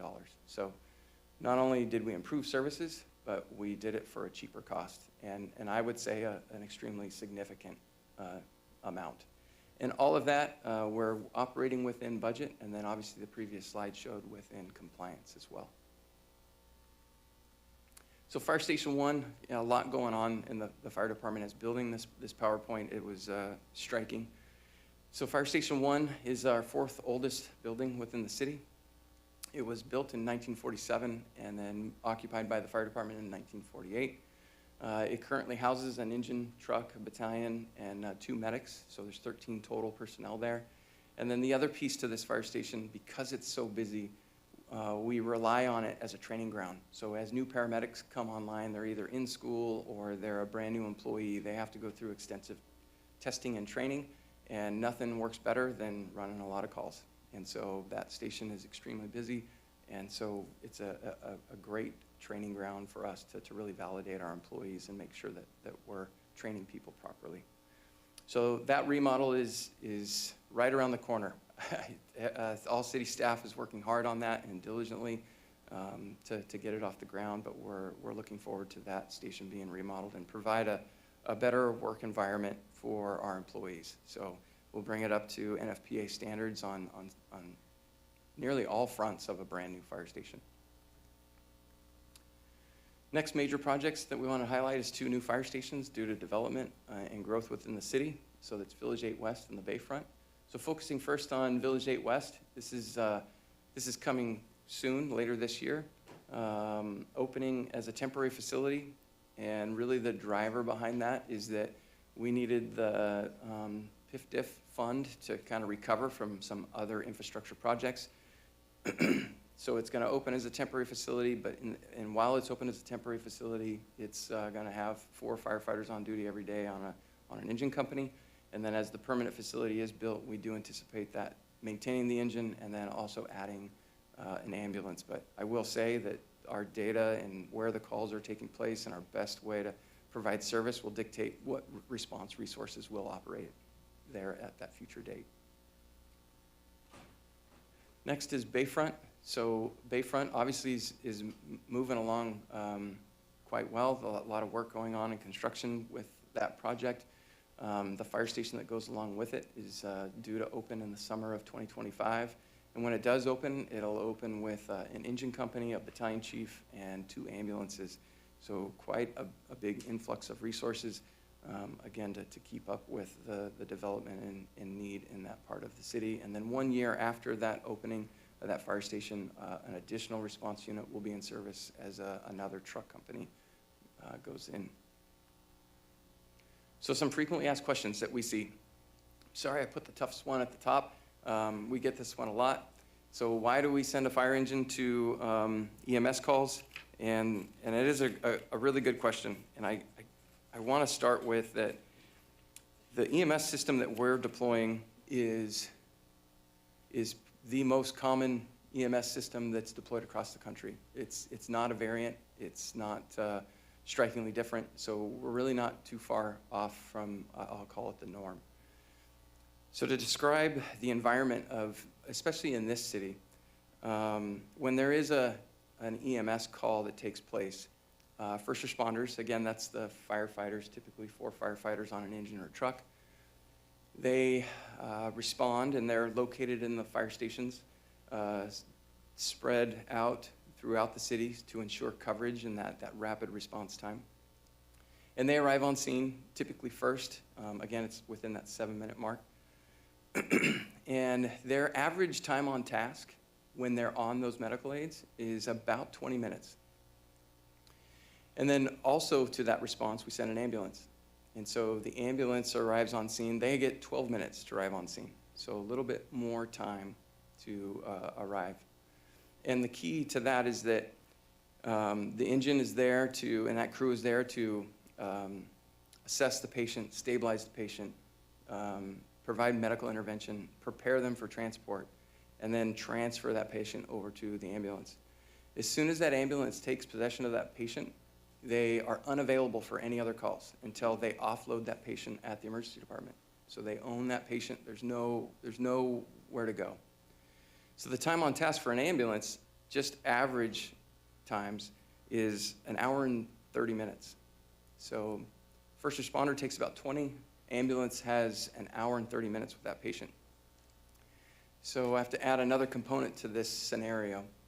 During our peak volume times within the city, which is between 10 a.m. and 10 p.m. at night, we have an average of 5 concurrent calls happening per hour. So basically from 10 to 10, there's 5 calls happening every hour all at the same time. We have 10 ambulances within the network.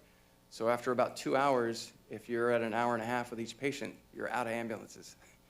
So this is this balance that we have to use when we manage these resources. So if we relied solely on our ambulances and we didn't have a first responder arriving on scene, there would be no medical intervention. There would be no stabilization of the patient. That's the redundancy of this system, and that's why it works the way it works and why it's the most common EMS system used across the country. So I hope I painted a picture with that. It's a tough one. We could probably spend an entire workshop on just talking about responses and deployment of resources. I do want to add one other component. So I talked about the ambulance's time on task. Their average over a 24-hour span is 1 hour and 20 minutes per patient. During those peak times, it can go up to 3-4 hours at a shot. So once you get an ambulance that's locked down, because if we're busy, then that means the emergency departments are busy, and they're having a hard time consuming those patients and processing them through the ED and then moving them up to elevated floors within the hospital. So it's really a pre-hospital and hospital issue that we're working with, and there are offload delay issues, which is another question here. Do offload delays cause us issues? And the answer is absolutely yes. And we're working proactively with our emergency departments, really closely with Sharp Hospital System right at the moment, and we're trying to find solutions of ways to move patients through the ED and then releasing our units back into the system to provide the care and demand necessary from the city. Yeah, I haven't recruited Marlon for that, but maybe his track record is really good with these big problems, right? Yes, that's a great point. I have a quick question, sorry that I Please. interrupted you, but, so one of the interesting things about this region is we have 2 catchment areas basically that draw upon your services when there's a need for a level 1 trauma center to go all the way up to Mercy and UCSD.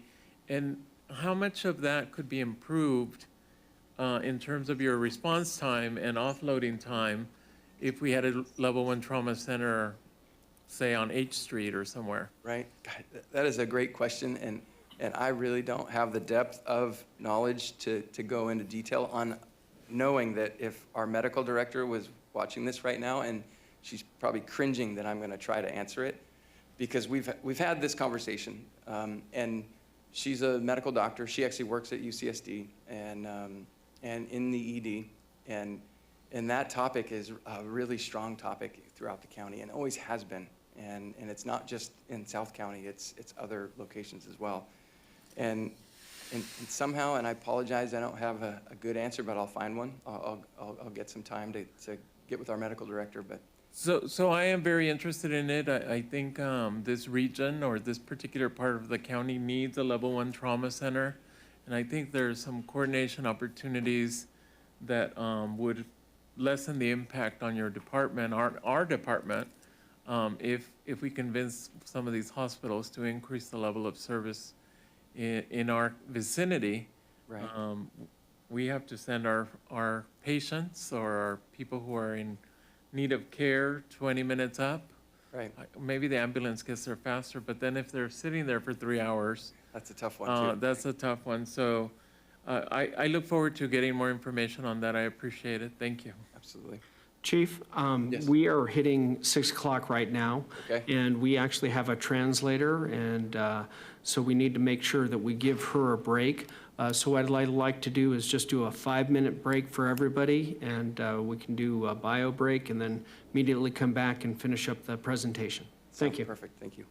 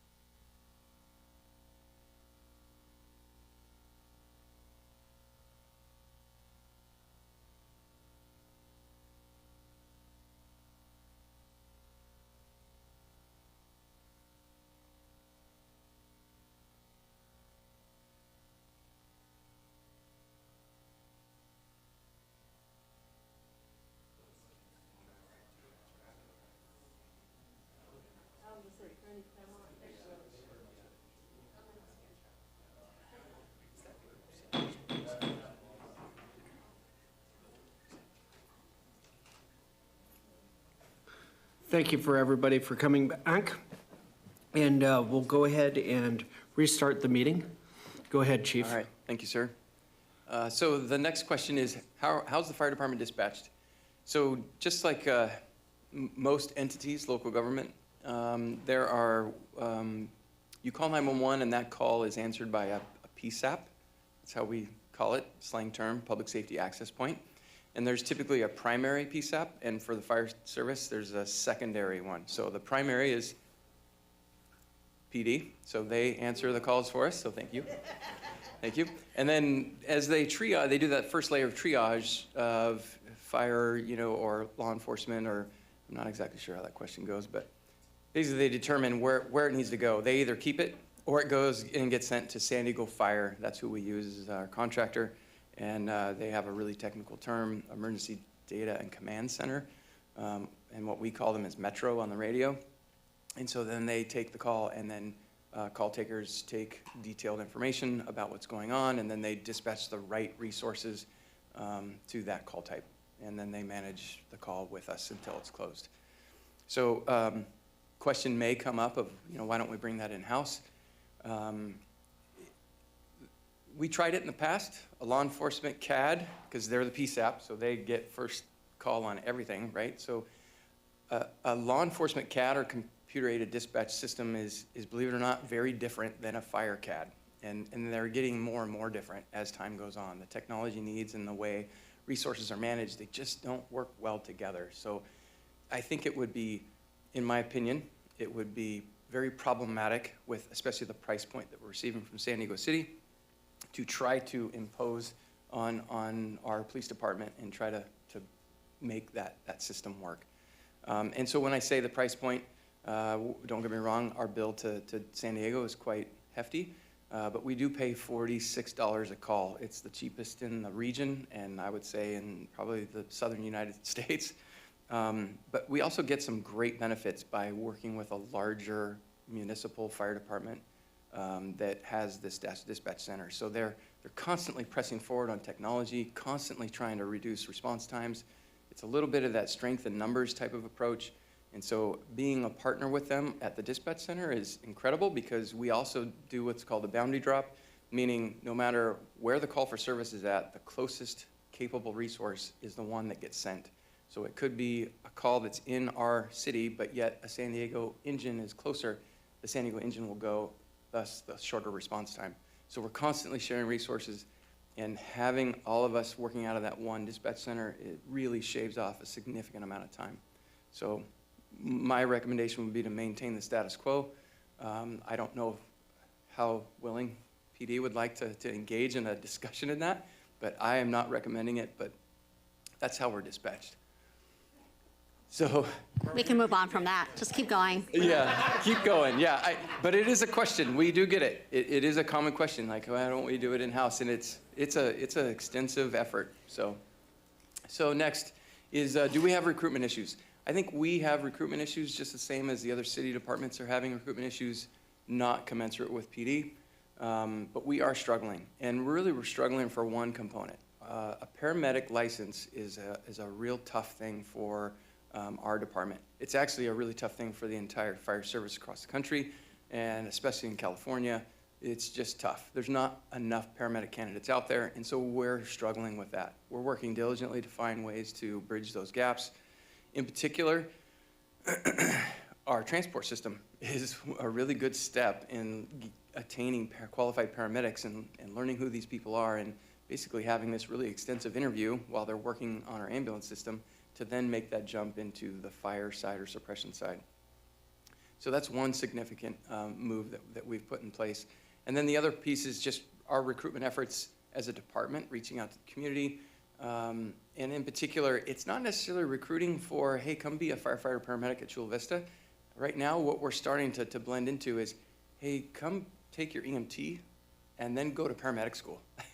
And then we'll have that discussion about bringing you on as either an ambulance paramedic or coming on directly as a firefighter. So we're really trying to look outside the box, trying to join up with the local high school district with Sweetwater and their career technical education programs, working with Southwestern College, trying to find unique and ways to bolster their enrollment, and then also exposure to our department as an option for them to come work after they graduate. So definitely working on that. So yes, we have an issue, but so does every other fire department in the state of California. The final one is when we send firefighters out to major disasters, so wildland fires, hurricanes, tornadoes, those type of things, we do send quite a few firefighters throughout the state and actually throughout the United States. And when we do that, it's not at an expense to the city. So a full cost recovery takes place for that employee that's deployed, as well as the backfill and expenses back here at home. Because if somebody leaves here, they have a station assignment that they're responsible to work at. If they're not here and they're somewhere else, we fill that with overtime. And so that cost as well is covered by the incident itself, so there is no cost to the city. It's actually a pretty significant benefit, in my opinion, because we're sending our personnel to these really complex incidents.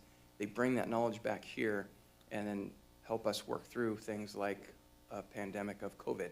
The EOC was heavily staffed with a lot of fire department personnel with planning and logistics and those things that you never see behind the scenes, but that's really what makes an incident run well. So some other highlights, last couple slides. Community events, specific department, fire department sponsored events is our open house. It's at every October. It's in conjunction with the NFPA. And it's a national theme about fire safety and education to the community. We open up a fire station and host the community to come in, visit the station, visit the crews, have a ton of educational programs to interact with the community.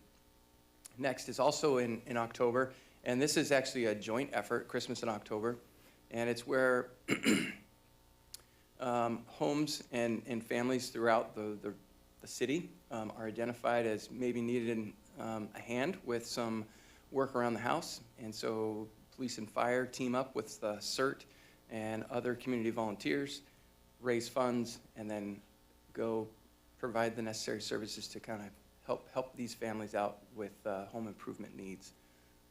Next is our Chula Vista Firefighter Foundation has done some amazing programs that are extremely popular in the community. Our Easter egg hunt, April 1st this year, where kids get to come out to San Miguel Park, participate in this Easter egg hunt. Community comes and engages with a booth. It's a fair type setup.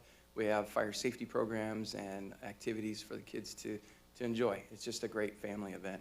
Next in July is a pancake breakfast, again sponsored at a fire station, and it's an open house again to the community to do station tours and tours for the fire apparatus and get to be around the community and firefighters working with kids. And then finally is our adoptive family, again similar to our Christmas in October, but more focused at the holiday time and Christmas type events. So families are identified and the foundation funds the purchase of gifts. Families that may have a hard time providing gifts for their family if they fall on hard times. And our firefighters on our rigs deliver gifts in the holiday time to those families. And then finally, disaster relief. So the Firefighters Foundation stocks each fire apparatus with gift cards and Visa cards so that right when that critical incident happens to them, typically it's a fire, they've lost their home, they've lost their clothes, they've lost their food, and they at least have something that they can put immediately to work, get a hotel, buy clothes, buy food, and hopefully get them moving in the right direction to recovery. We do liaison one board or commission, and it's the Veterans Commission.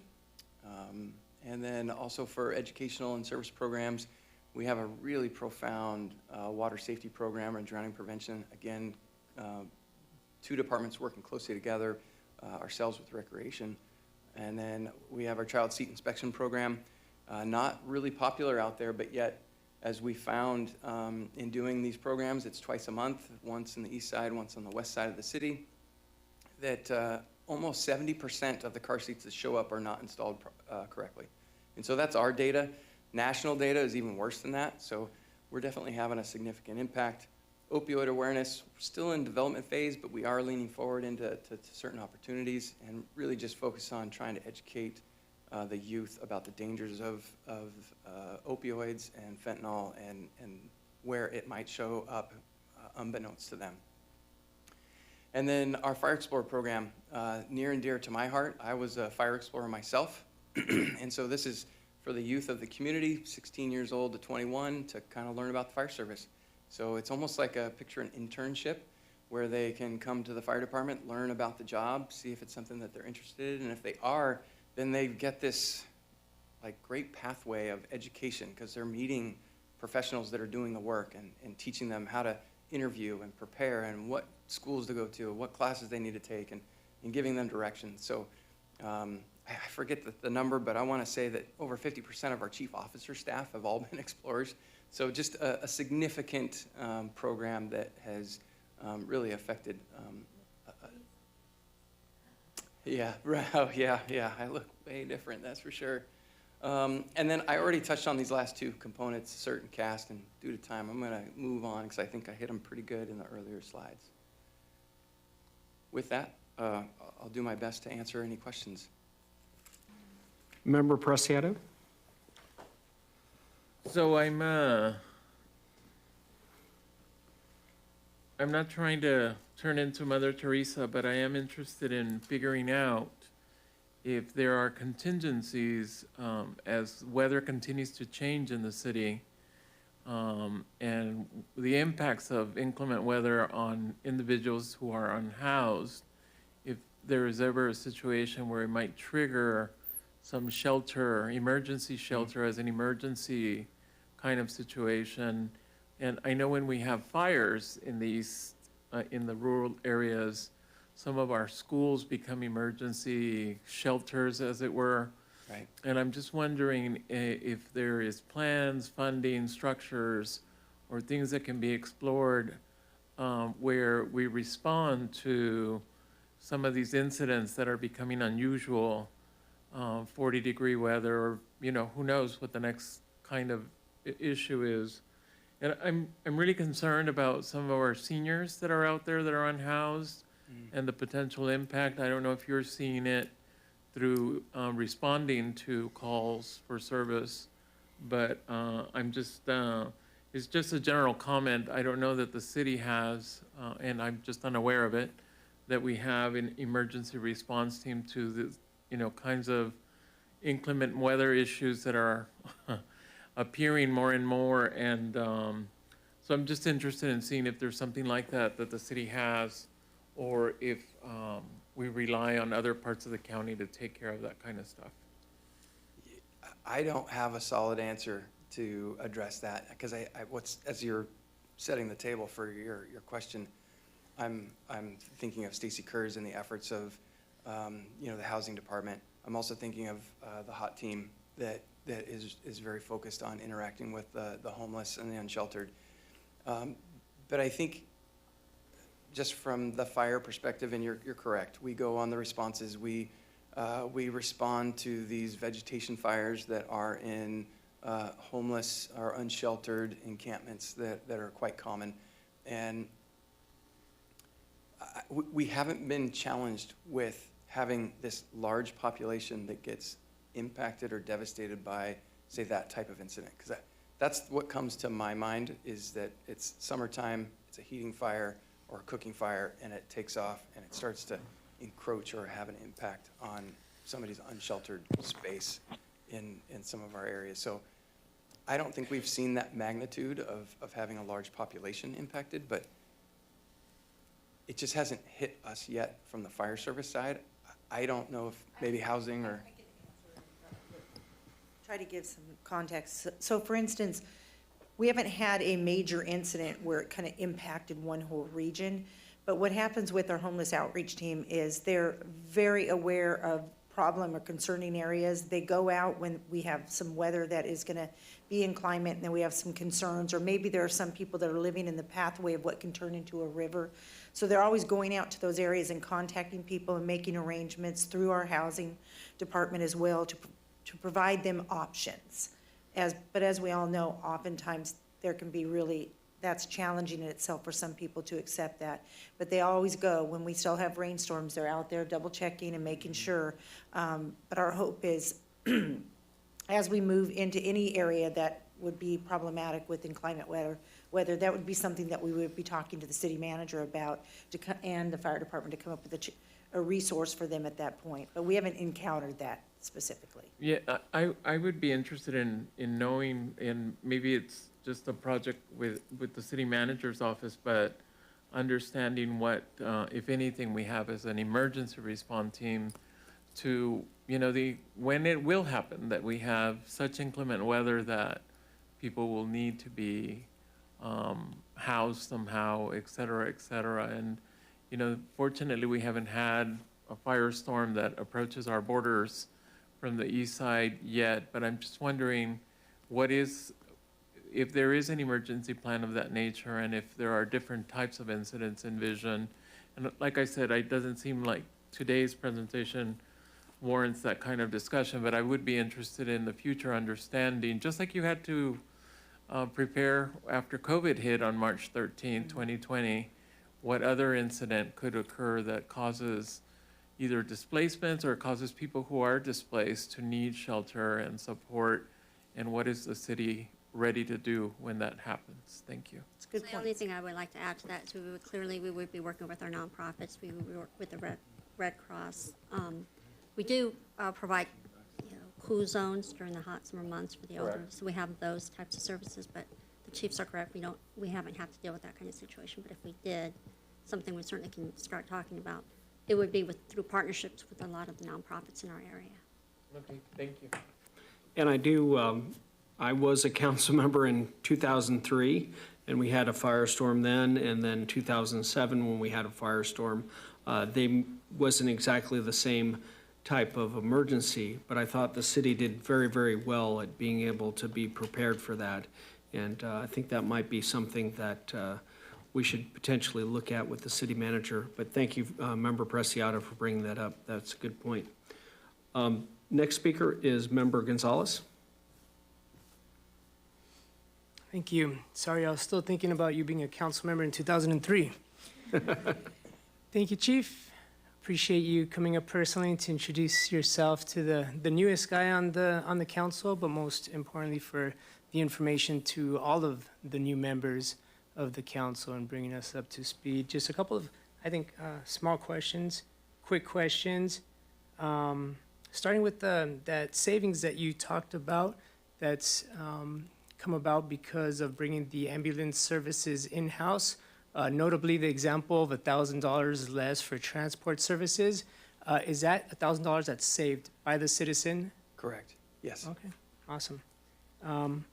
Another question, just to help me understand, because you're talking about the presence of ambulances over in Sunnyside Fire in Bonita, and I've also heard about PD, for example, stops by and shares desks sometimes or uses facilities of the fire department, or even the sheriffs over in Bonita. Hopefully that's just a positive example of helping each other out and sharing resources, and it's not an issue of a shortage of desks or resources or bays for all the facility and all the staffs for them to use it.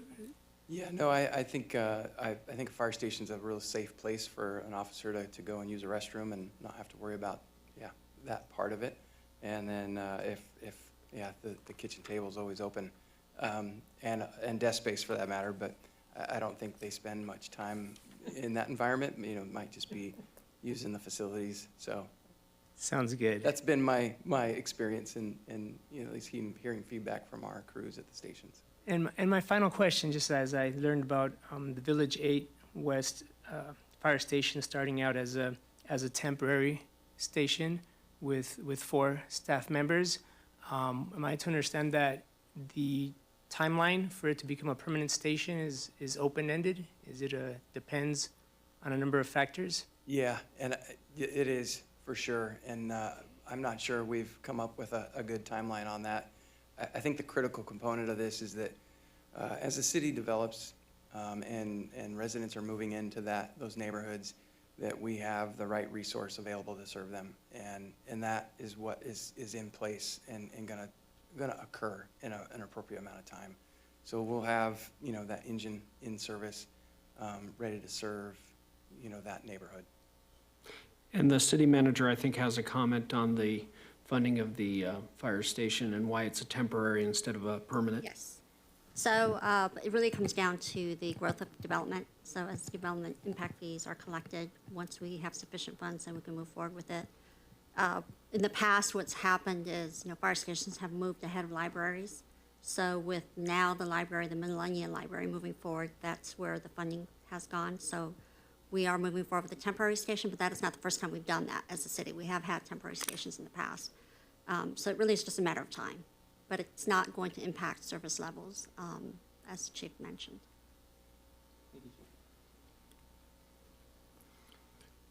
And next member is Carolina Chavez. I'm going to keep it really short. First of all, thank you for your service, and I was one of the 25K vaccines administered in December 2021, and just to see the firefighters doing it, and they run into the fire, basically, is our thought, right? They're prepared, they're ready for action, they're very knowledgeable. I did have a conversation with Daryl more than half a year ago, where he was mentioning about ATS, precisely, that we weren't competitive with other ambulance companies, right? Do you know what percentage of, do we have a lack of participation right now in that area? Or do you know what percentage we're falling short of being competitive in that area specifically? It's a great question, and unfortunately, it's a really difficult one to answer. There's several factors that I'll throw out for context. The slide showed 66 total personnel.